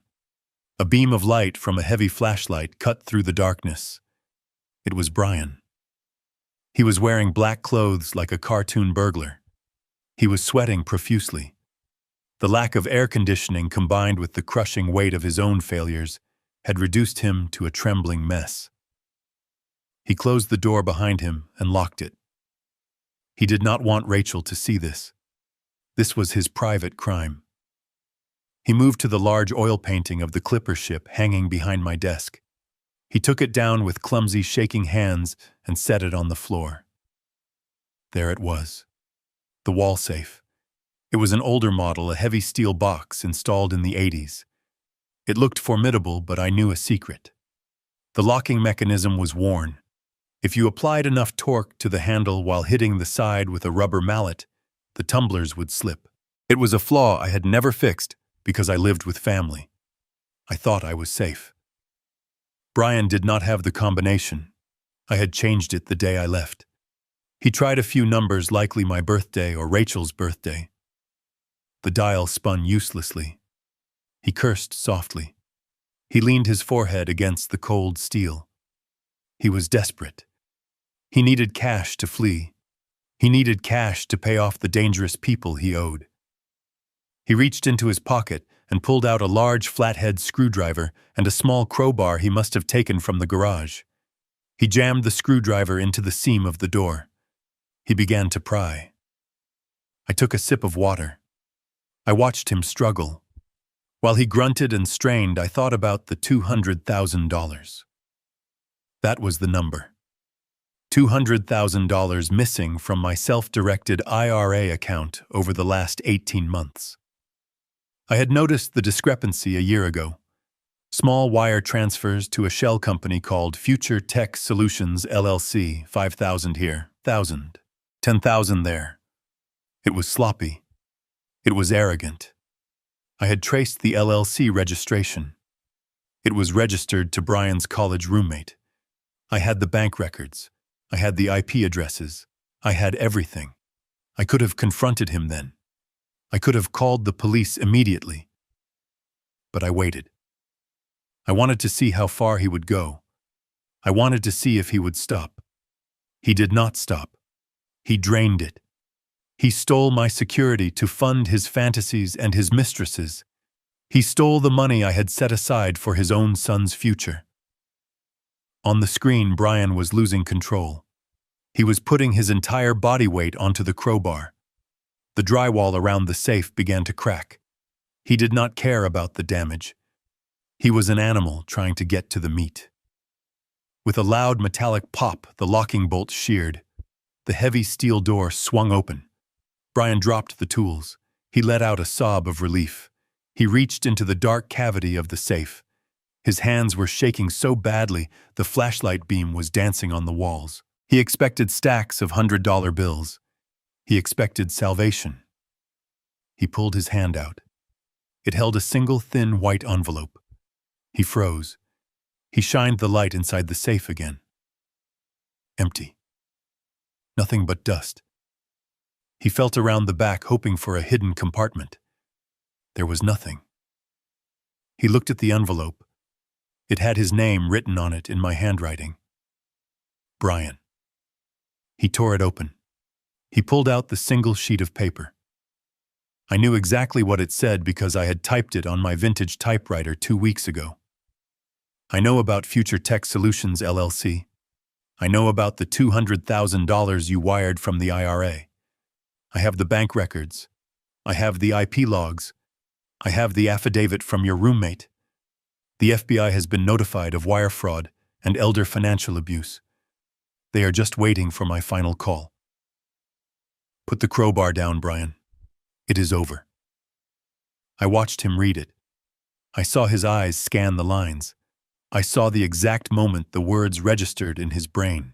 His knees gave out. He did not sit down, he collapsed. He slid down the wall until he hit the floor. The paper fell from his hand. He looked at the camera. He knew I was watching. He knew the infrared eye in the corner was recording his felony break and recording his face reading the indictment. He started to cry. It was not a dignified cry. It was the weeping of a man who realizes he has walked off a cliff.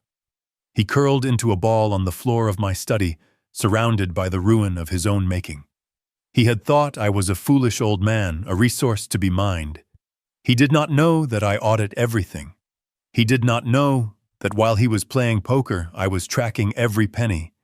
He was not just broke now. He was a felon. And he was trapped in a dark house with the evidence of his guilt staring him in the face. I closed the iPad cover. The satisfaction was cold and heavy like a stone. I did not feel happy. I felt vindicated. There is a difference. Happiness is warm. Vindication is ice. I stood up and walked to the window. The city lights were still bright. Tomorrow was the gala. Rachel was still planning her party. She did not know that her husband was currently fetal on the floor of her father's study, destroying his life. She did not know that the house she was planning to show off was about to be taken away. The pieces were all in place. The trap was sprung. Brian was neutralized. Now it was just Rachel. And Mr. Henderson was coming in the morning. I went to the bedroom to get a few hours of sleep. I needed to be rested. The finale was going to be spectacular. It was 6:00 on Tuesday evening, and the silence of my exclusive neighborhood was being murdered by the industrial roar of a diesel generator. I sat on my hotel balcony watching the live feed on my tablet. The machine sat in the middle of the manicured front lawn, like a rusting beast vibrating and spewing black smoke into the humid air. Rachel had rented it that morning. I saw the delivery truck arrive. She had paid in cash, likely pawning some of the jewelry I had given her mother to cover the rental deposit and the catering. This was the gala. This was the event that was supposed to launch her lifestyle brand, a vague business concept that seemed to involve selling candles and overpriced yoga mats to people with more money than sense. She had invited 50 of the most influential people in Greenwich. She needed investors. She needed validation. But most of all, she needed a cash injection to keep the illusion of her life afloat. The house looked ridiculous. Thick orange extension cords snaked through the front door, and open windows feeding power to a few standing lamps and a portable sound system. The central air conditioning remained dead. The temperature inside was 85 degrees. Rachel had placed electric fans in the corners, but they were just pushing hot air around. I watched the guests arrive. Luxury cars lined the driveway. Women in cocktail dresses and men in linen suits stepped out, wrinkling their noses at the smell of diesel fumes. They looked at the generator. They looked at the dark windows of the upper floors. They exchanged glances. This was the elite crowd Rachel desperately wanted to belong to. These were people who could smell desperation, like sharks smell blood in the water. Rachel stood at the door greeting them. She was wearing a gold sequined gown that was entirely inappropriate for the heat. Her hair was piled high on her head, likely to keep it off her sweating neck. She was smiling a wide, manic grin that did not reach her eyes. She was talking too fast. I could not hear every word over the drone of the generator, but I could read her body language. She was frantic. I switched to the interior camera in the living room. The furniture had been pushed back. Waiters hired from a discount agency were passing around trays of appetizers that looked suspiciously like they came from the frozen food aisle of Costco. The guests were fanning themselves with cocktail napkins. The humidity was already making hair frizz and makeup run. I zoomed in on a conversation near the fireplace. A woman with a pearl necklace leaned in to ask Rachel a question. I turned up the volume on my iPad, hoping the microphone would pick it up over the background noise. "Where is Harold?" the woman asked, looking around. "I thought he would be here. I wanted to ask him about his time in shipping." Rachel laughed. It was a high, brittle sound. "Oh, Dad is in Europe. He decided to take a last-minute trip to the south of France. You know how he is, always jet-setting. He sends his love." I took a sip of my iced tea. The south of France. I was 3 miles away in a hotel room watching her lie with the ease of a sociopath. She preferred to invent a glamorous fiction rather than admit her father had walked out on her. She needed my prestige. She needed the weight of my name to legitimize her scam. Even in my absence, she was using me. Then Brian appeared. He walked into the room from the hallway that led to the study. He looked like a man walking to the gallows. He was wearing a tuxedo that was slightly too large for him now, as if the stress of the last 48 hours had physically shrunk him. His face was gray. His eyes were darting around the room looking for threats, looking for the police, looking for me. He knew about the safe. He knew about the FBI. He knew that every second he spent in this house was borrowed time. But Rachel had forced him to perform. She needed him to play the successful husband. She needed the tableau to be perfect. He walked up to a group of men near the bar. He tried to smile. He tried to engage in banter. But his hands were shaking so badly, he spilled champagne on his sleeve. He looked at the camera in the corner. He stared right at me. There was no defiance left in him, just terror. He knew I was the audience. He knew I was the judge. The party was a disaster in slow motion. The generator sputtered and coughed, causing the lights to flicker ominously. The music cut out and then surged back at a deafening volume. The guests were checking their watches. They were finishing their drinks quickly. They wanted to leave. The heat was oppressive. The vibe was toxic. They knew something was wrong. They knew money does not make this much noise. Rachel tapped a glass with a spoon. She stood in the center of the room, sweating in her gold dress. "Everyone, please listen," she shouted over the roar of the engine outside. "We are so glad you are here to celebrate the launch of Lux Life. We are looking for ground floor partners to join us on this journey." She began her pitch. It was a word salad of buzzwords: synergy, holistic, paradigm shift. She was asking for money. She was begging for a lifeline. She looked around the room, searching for a checkbook, searching for a savior. She did not know that her time was already up. I looked away from the screen and out the window.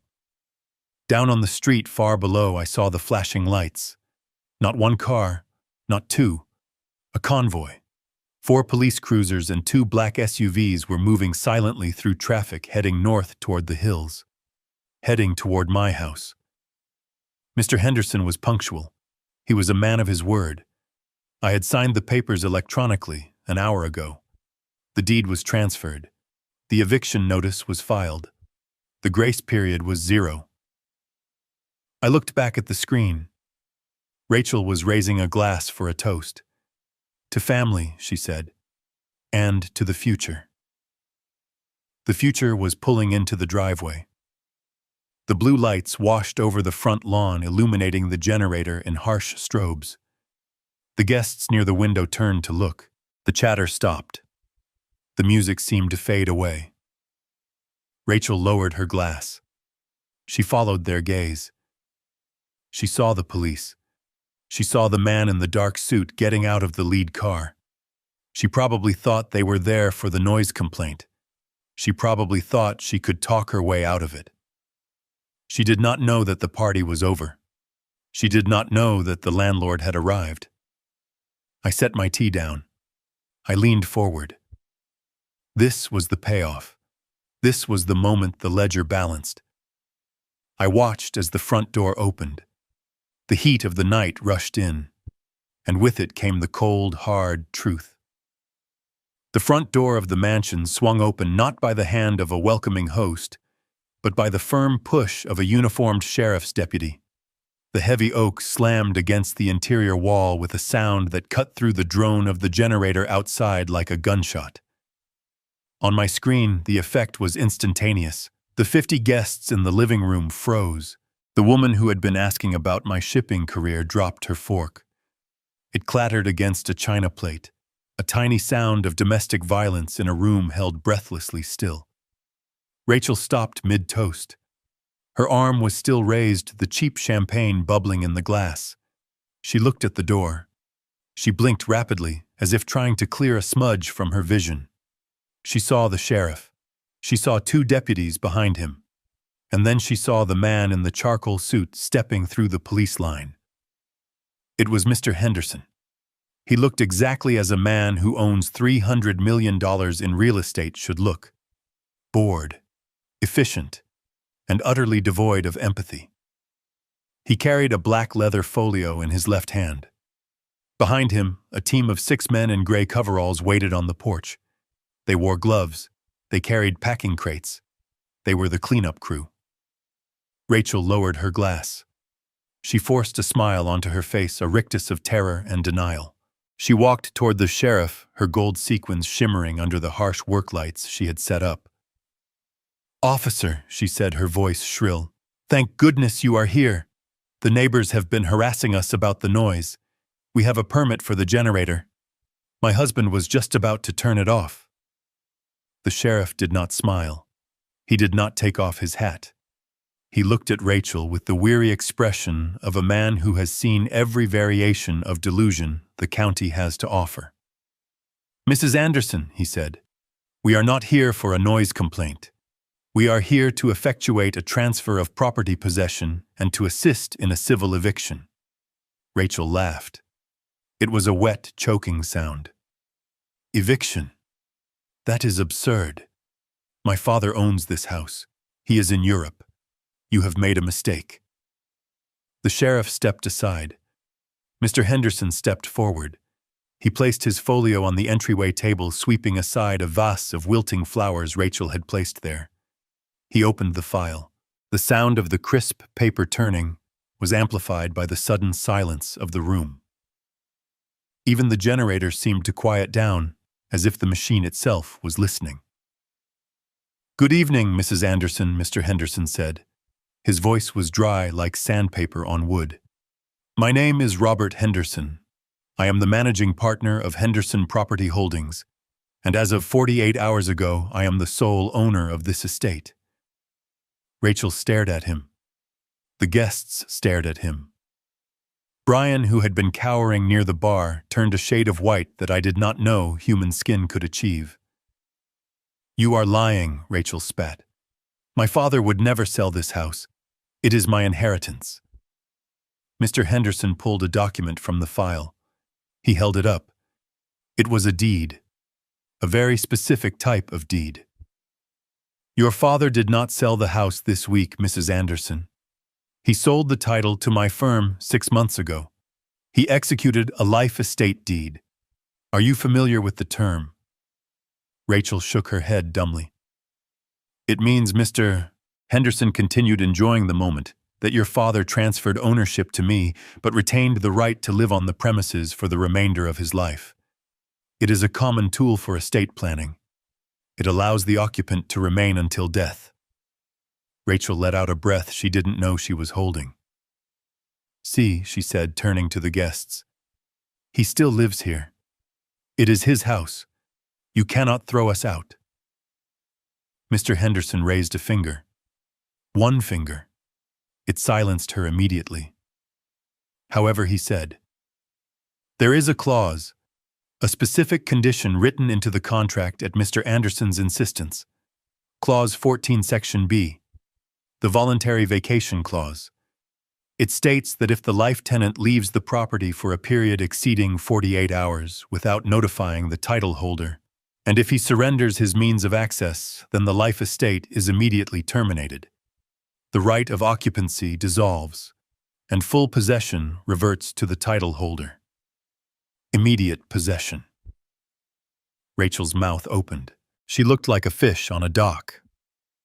What she whispered. Mr. Henderson pulled out an evidence bag. Inside was a set of keys. The brass key, the silver key, the electronic fob. They were scratched. They had dirt on them. My landscaping crew found these in the rose bushes at the end of your driveway this morning, Mr. Henderson said. Your father threw them there on Friday night. He left the property. He has been gone for 96 hours. He did not notify me. Therefore, he has triggered the clause. He has voluntarily surrendered the estate. I took a sip of my tea in the hotel room. I watched Rachel's face crumble. She was replaying the scene in her mind. Friday night. Me standing on the porch. The arc of the keys flying through the air. Her screaming at me to pick them up. She had watched me do it. She had watched me sign her eviction notice, and she had thought I was just having a tantrum. But Dad is coming back, Rachel shrieked. He is just on a trip. This is a mistake. You cannot do this. He is not coming back, Mr. Henderson said coldly. I spoke with his attorney, Mr. Ross, an hour ago. Mr. Anderson has confirmed his intent to vacate. He has no desire to live here anymore. And since you are guests of the life tenant and the life tenancy has expired, you are now trespassers. He gestured to the sheriff. Sheriff, if you please. The sheriff stepped forward. His hand rested on his belt. Folks, the party is over, he announced to the room. This property is now under the control of Henderson Holdings. Everyone who does not reside here needs to leave immediately. Residents, you have 30 minutes to gather personal essentials, clothes and medication only. Furniture, electronics, and valuables stay until ownership can be verified. Chaos erupted. It was beautiful. The socialites of Greenwich do not handle police raids well. There was a scramble for purses, a rush for the door. Women were tripping over their high heels. Men were shouting for valets who weren't there. Wait, Rachel screamed, grabbing the arm of a potential investor. Do not go. This is a legal mix-up. We will sort this out. The investor pulled his arm away as if she were contagious. Do not touch me, he hissed. You said your father was in France. You said you owned the company. You are a fraud. He stormed out. The room was emptying fast. The dream of the gala was dying on the floor, trampled by expensive shoes. Mr. Henderson snapped his fingers. The 6 men in gray coveralls marched into the house.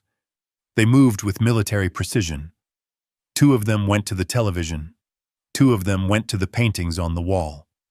They were not moving them. They were tagging them. They were putting stickers on everything that was now considered an asset of the property owner. Rachel ran to Mr. Henderson. She grabbed his lapel. You cannot do this, she sobbed. This is my home. My son lives here. My clothes are here, Mr. Henderson peeled her fingers off his suit. He dusted off the fabric. This is not your home, Mrs. Anderson. It never was. You were a guest, and you have overstayed. You have 30 minutes. If you are not out, the sheriff will arrest you for criminal trespass." He looked at his watch. 29 minutes. Then I saw Brian. He had not moved from the bar. He was watching the scene unfold with a strange detachment. He saw the police. He saw the movers. He saw his wife screaming. But his eyes were focused on something else. He was looking at the front door, waiting for something. He did not have to wait long. Two men in windbreakers walked in behind the sheriff. They did not look like local police. They had earpieces. They had badges on their belts that were not stars. They were shields. FBI. Brian saw them. His legs gave out. He slumped against the bar, knocking over a tower of champagne glasses. The crash was deafening. The agents walked straight to him. They did not run. They did not shout. They knew he wasn't going anywhere. "Brian Miller," one of the agents said. Brian nodded slowly. He held out his hands. He did not even wait for the command. He wanted to be taken away. He wanted to be anywhere but in that house with his wife and her failure. They cuffed him. They led him out past Rachel, who was too busy screaming at a mover touching her vase to notice her husband was being arrested by the federal government. I watched it all. The screen of my iPad was a window into a hell I had constructed. The house was being stripped. The guests were fleeing. The family was being dismantled piece by piece. Rachel stood alone in the center of the living room. The generator outside finally ran out of fuel. It sputtered and died. The lights connected to the extension cords flickered and went out. The room plunged into darkness, illuminated only by the flashlights of the sheriff's deputies and the cold blue strobe of the police cruisers outside. Rachel looked around the dark, empty room. She looked at the camera. "Dad," she whispered into the blackness. "Dad, help me." I reached out and pressed the button on my screen. Connection terminated. I closed the app. The show was over. The curtain had fallen. I had my answer. They did not care when I was there. They only cared when I was gone. And now I was gone for good. The darkness in the living room was absolute, save for the harsh beams of the deputies' flashlights cutting through the gloom, like searchlights in a prison yard. Brian was gone, taken out the back door in handcuffs by federal agents, leaving a void where his pathetic arrogance used to be. Now the spotlight turned solely to Rachel. She stood in the center of the room, her gold-sequined dress catching the erratic light, making her look like a disco ball in a mausoleum. She was trembling not from the cold, but from a rage so pure it vibrated through the screen of my iPad. "This is illegal," she shrieked, her voice cracking under the strain. "You cannot throw me out. This is my house. My mother died in this house. It is my inheritance. It is my birthright. You are stealing from me." She lunged toward Mr. Henderson, her hands curled into claws. A deputy stepped in front of her, blocking her path with a solid wall of uniformed indifference. Rachel bounced off him, stumbling back in her high heels. Mr. Henderson did not flinch. He adjusted his glasses and opened the black folio again. He pulled out a single sheet of paper. It was not a deed this time. It was a letter. A letter I had written 3 years ago when Rachel first demanded I put her name on the title. Mrs. Anderson. Mr. Henderson said, his voice calm and dry, echoing in the silent room. "There is no inheritance to claim because there is no estate to inherit. This document is a revocable license of occupancy signed by your father. Do you remember this?" Rachel stared at the paper. Her eyes widened. "It states clearly," Henderson continued reading by the light of a deputy's torch, "that Rachel Anderson and her family are permitted to reside on the premises solely at the discretion of the owner, Harold Anderson. It specifies that no rent is charged, but in exchange the occupants agree that they hold no tenancy rights, no equity interest, and no claim to the title. It further states that this license can be revoked at any time without cause." He lowered the paper. "Your father did not just sell the house, Mrs. Anderson. He clarified your status years ago. You were never the owner. You were never the heir apparent. You were a charity case. A guest who was allowed to stay because of blood, not law. And tonight, the charity has ended. Rachel shook her head violently. No, she whispered. No, he wouldn't do that. He promised me.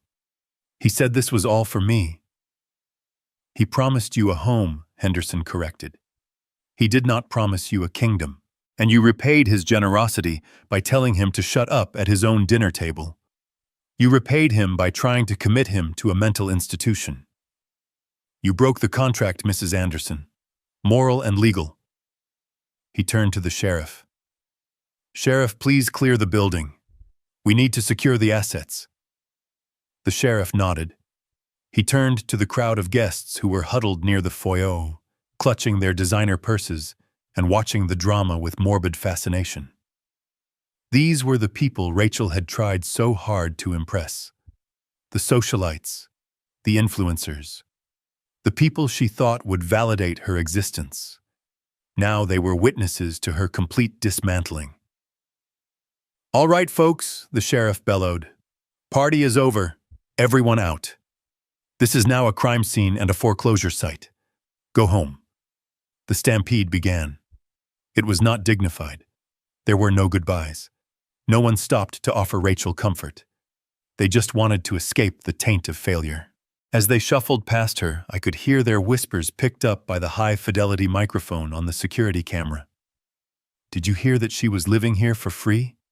I heard her husband stole money. She told me she owned the company. What a fraud. I am deleting her number. Rachel stood there listening to her social standing evaporate. She reached out to grab the arm of a woman she considered her best friend, a woman named Jessica who ran a boutique in town. Jess, wait, Rachel pleaded. Can I stay with you tonight? Just for a night, until I sort this out. Jessica pulled her arm away as if Rachel were burning. She smoothed her dress, looking at Rachel with cold, dead eyes. I don't think so, Rachel. I have a reputation to think about. And honestly, you still owe me for the dress you are wearing. She walked out, leaving Rachel alone in the dark. Ma'am, the deputy said, taking Rachel's arm. It is time to go. Rachel planted her feet. No, I am not leaving. You will have to drag me out. I am not going out there. Mr. Henderson sighed. He looked tired. He looked like a man who just wanted to go home to his own paid-off house. Sheriff, remove the trespasser. 2 deputies moved in. They grabbed Rachel by the arms. She screamed. It was a high, piercing sound that made the speakers on my iPad distort. She kicked and thrashed. Her gold dress ripped at the seam. Her carefully pinned hair came loose, falling in wild strands across her face. They marched her to the front door. She dragged her heels across the hardwood floors, leaving scuff marks that would have to be buffed out. They pushed through the open doorway and out onto the front porch. The humidity of the night hit her. The roar of the generator had stopped, but the air is still thick with diesel fumes. The deputies did not stop at the porch. They marched her down the steps. Rachel stumbled. Her heel caught on the edge of the stone path. She fell. She landed hard on the front lawn. It had rained briefly earlier in the evening, a summer sun shower I had missed from my hotel room. The ground was soft and wet. The grass was muddy where the landscaper had trampled it, trying to retrieve his equipment. Rachel fell face first into the mud. Her gold-sequined dress, the symbol of her vanity, soaked up the dirty water. She tried to push herself up, but her hands slipped. She rolled over, sitting in the muck, her legs sprawled in front of her. She looked up at the house she thought was hers, the house where she had tormented me. Mr. Henderson stood in the doorway, backlit by the flashlight beam, like a guardian angel of eviction. "Do not come back," Mrs. Anderson, Henderson called out. "If you step foot on this property again, you will be arrested. Your personal effects will be boxed and left at the curb on Friday. I suggest you find a U-Haul." He closed the heavy oak door. The sound of the latch clicking shut was final. It was the period at the end of a very long sentence. Rachel sat in the mud. The police cruisers were pulling away, their job done. The guests were gone, their taillights fading down the street. She was alone. Truly alone. Covered in dirt in the dark, with no money, no husband, and no home. She looked at the security camera mounted above the garage. She knew I was there. She knew I was the architect of this moment. She opened her mouth to scream, but no sound came out. She just slumped forward, burying her face in her muddy hands, and wept. It was not a cry for help. It was the sound of a reality check cashing itself. I watched for a moment longer.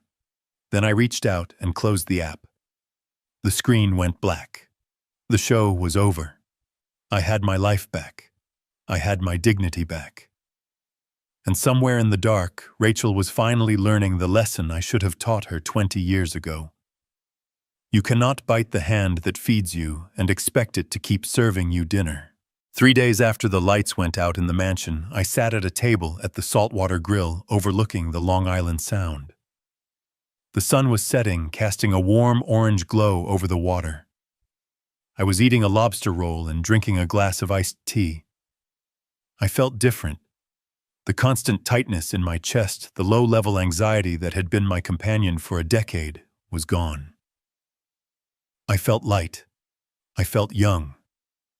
I looked at my reflection in the silverware. The lines on my face seemed less deep. The shadows under my eyes had vanished. Freedom, it turns out, is the best anti-aging cream money can buy. I saw them walking up the pier before they saw me. They looked like refugees from a failed reality show. Rachel was wearing jeans and a t-shirt that looked wrinkled.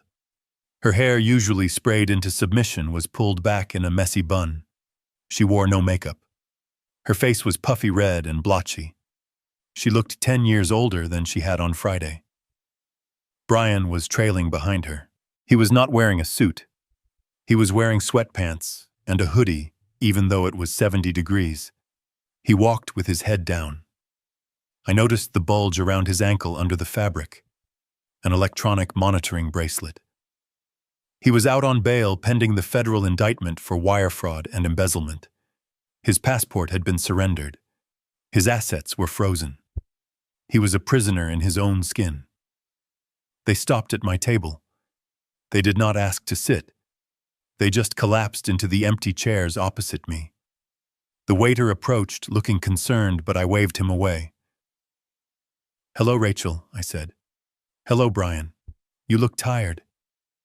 Rachel stared at me. Her eyes were full of hate and confusion and a deep, terrifying desperation. "You ruined us," she whispered. Her voice was raspy. "We are homeless, Dad.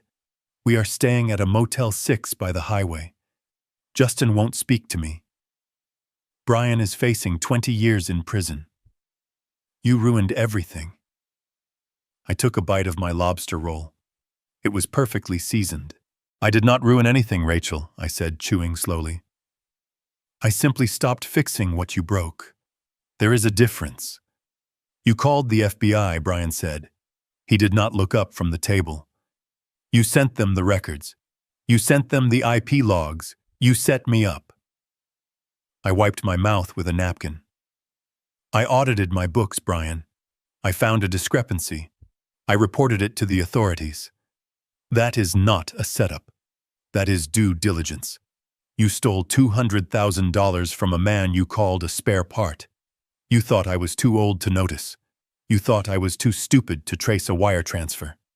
You were wrong." Rachel slammed her hand on the table. It was a weak echo of the slam that had started this whole war on Friday night. "Stop it," she hissed. "Just stop it. We get it, okay? You made your point. You won. Now fix it. Drop the charges against Brian. Buy the house back from Henderson. We can go back to how it was. I promise I will be nicer. I promise we will listen to you. Just please, Dad. I cannot live in a motel. I am your daughter." I looked at her. I looked deep into her eyes, searching for a shred of the little girl who used to hold my hand when we crossed the street. I searched for the young woman who cried when her goldfish died. I found nothing. All I saw was a calculator. All I saw was a woman who measured love in square footage and credit limits. I reached into my leather briefcase, which was sitting on the chair next to me. I pulled out a small black moleskin notebook. It was worn at the edges. I had carried it for 20 years. I slid it across the table. "What is this?" Rachel asked, looking at it like it was a poem. "Open it," I said. She opened the book. Her eyes scanned the pages, filled with my neat handwriting. Rows and columns of numbers, dates, amounts. "Page 1, I said. "The year you turned 18. Tuition, room and board, sorority dues, spring break trips, a new car because you didn't like the color of the used one I bought you. Total $250,000. She turned the page. Her hand trembled. "Page 10, I said. "The wedding, the dress, the venue, the open bar, the honeymoon in Bali, $85,000. She kept turning. "Page 20, I continued. "The house down payment, the monthly allowance disguised as consulting fees for Brian's fake companies, the credit card bills I paid quietly because I didn't want you to have bad credit, the private school for Justin, the landscaper, the pool boy, the groceries." I leaned forward. "Turn to the last page, Rachel." She turned to the end. There was a single number circled in red ink. $4,200,000. I tapped the table. "That is the total, Rachel. That is the cost of your love. That is the price of my silence for the last 20 years. $4.2 million. I have paid for every meal you ate, every dress you wore, every mistake you made." Rachel looked up. Tears were streaming down her face now, so what she sobbed. "You are rich. You can afford it. What is money to you?" "It is not about the money," I said softly. "It is about the return on investment. In business, when you pour capital into a venture, you expect growth. You expect profit. Or at least you expect gratitude."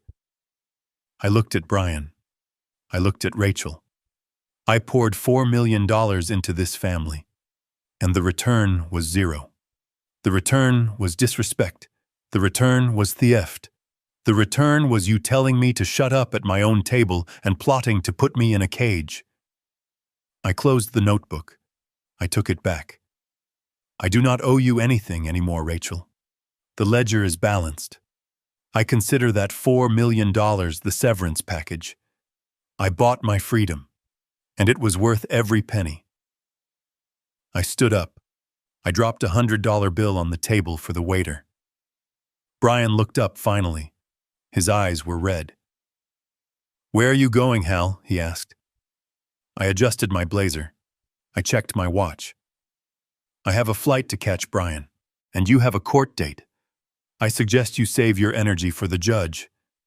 I turned and walked away. "Dad!" "Wait!" Rachel screamed. "Dad, please don't leave us! What are we going to do?" I did not stop. I did not slow down. I walked out of the restaurant and into the warm sea breeze. I heard her crying behind me, a loud, ugly sound that drew stares from the other diners. But for the first time in my life, her tears did not make me stop. They were just noise. And I was done with noise. A black town car was waiting for me at the curb. The driver opened the door. "To the airfield, Mr. Anderson?" he asked. "Yes, James," I said. "To the airfield." I got in. The car pulled away. I watched through the tinted rear window as Rachel ran out of the restaurant. She stood on the sidewalk watching the car disappear into traffic. She looked small. She looked lost. She looked like someone who had just realized that the bank of Dad was closed forever. 20 minutes later, the car pulled onto the tarmac of the private airfield. The Gulfstream G650 sat there gleaming white against the blue sky. It was a beautiful machine, a symbol of everything I had achieved and everything I had hidden. I walked up the stairs. The stewardess greeted me with a glass of champagne. "Welcome aboard, Mr. Anderson. Your guests are already seated." I walked into the cabin. Sitting in the plush leather seats were three men, Arthur, Samuel, and Walter. They were members of the investment club Rachel had mocked for years. She called them the Senile Squad. She did not know that together we controlled more capital than a small country. They were my friends. They were men who knew the value of loyalty. Hal Arthur said, raising his glass. "You made it." I smiled. A real, genuine smile. "I made it, Arthur. The baggage has been unloaded." I sat in the window seat. The engines whined to life, a low, powerful hum that vibrated through the floor. I opened the wood-paneled table in front of me. I laid out a large vintage map of the world. It was worn at the creases. Catherine and I had bought it 40 years ago. We used to trace routes with our fingers, dreaming of the places we would go when we retired. Before the cancer took her. Before the grief trapped me in that house. I placed my hand on the map. I traced the line across the Atlantic. "Where to first?" Hal Walter asked. I looked at the map. I looked at the spot Catherine had circled in red ink so many years ago. "Paris," I said. "We are going to Paris." The plane began to taxi. I looked out the window as the ground began to rush by. The hangars blurred. The trees became green streaks. And then, with a surge of power, we lifted off. I watched the ground fall away. I saw the highways. I saw the coastline. I saw the sprawling suburbs of Connecticut. Somewhere down there in that grid of tiny houses was a mansion with no lights. Somewhere down there was a woman sitting in the dark, realizing that she was alone. They say family is everything. They tell you that blood is thicker than water. They tell you that you must sacrifice yourself on the altar of your children's happiness. They are wrong. Respect is everything. Dignity is everything. Without respect, family is just a word. It is a biological accident. It is an empty noun that people use to manipulate you. I looked at the clouds rushing past the window. I was 71 years old. I had lost my wife. I had lost my daughter. But as the plane banked toward the east, toward the ocean, toward the future, I realized something profound. I had found myself, and I liked the company. The stewardess refilled my glass. "To new beginnings, Mr. Anderson," she said. I raised the glass. The bubbles danced in the sunlight. "No," I whispered. "To the end of bad investments." I took a sip. It tasted like the sky. It tasted like the rest of my life. And for the first time in a long time, the view was spectacular. We are often taught that family loyalty is absolute, but Harold's story proves that blood is not a license for abuse. Generosity without boundaries isn't love. It is simply enabling toxicity. When you continuously fund disrespect, you aren't supporting your family. You are financing your own humiliation. Harold learned that the most expensive thing he ever paid for was the illusion of being needed. True peace only comes when you realize that your dignity is non-negotiable. Sometimes the greatest act of self-love is walking away from the people who only love you for what you can give them. If you believe Harold made the right decision to choose his dignity over his daughter, hit that like button and subscribe for more stories of justice served cold. 아까 전화가 텐션이 너무 죽어 있었어? 진짜 혹시 지금 이거 타이머 세팅 이거 지금 분이 한 번만 들어주시. 내가 불금 때문에 한 번만 켜주세요. 네. 아니 이렇게 사람을 미어캣으로 만들어놔도 돼요? 아 진짜 심장이 쪼그라들 것 같아요. 이렇게 미어캣으로 만들어도 되는 거예요? 뛰고 있거든? 뛰고 있네, 뛰고 있네. 우리 잡나? 잡아? 한 명밖에 없는데? 뭐야? 왜 한 명밖에 없어? 지금 도망가고 있나 본데? 너무 급하게 가잖아. 근데 잡을 사람은 우린데 도망을 가보라고? 우리가 잡는 건데? 그냥 일단 누가 보여가지고. 그럴 수도 있겠다. 아니면은 우리가 이걸 못 보게, 간판을 못 보게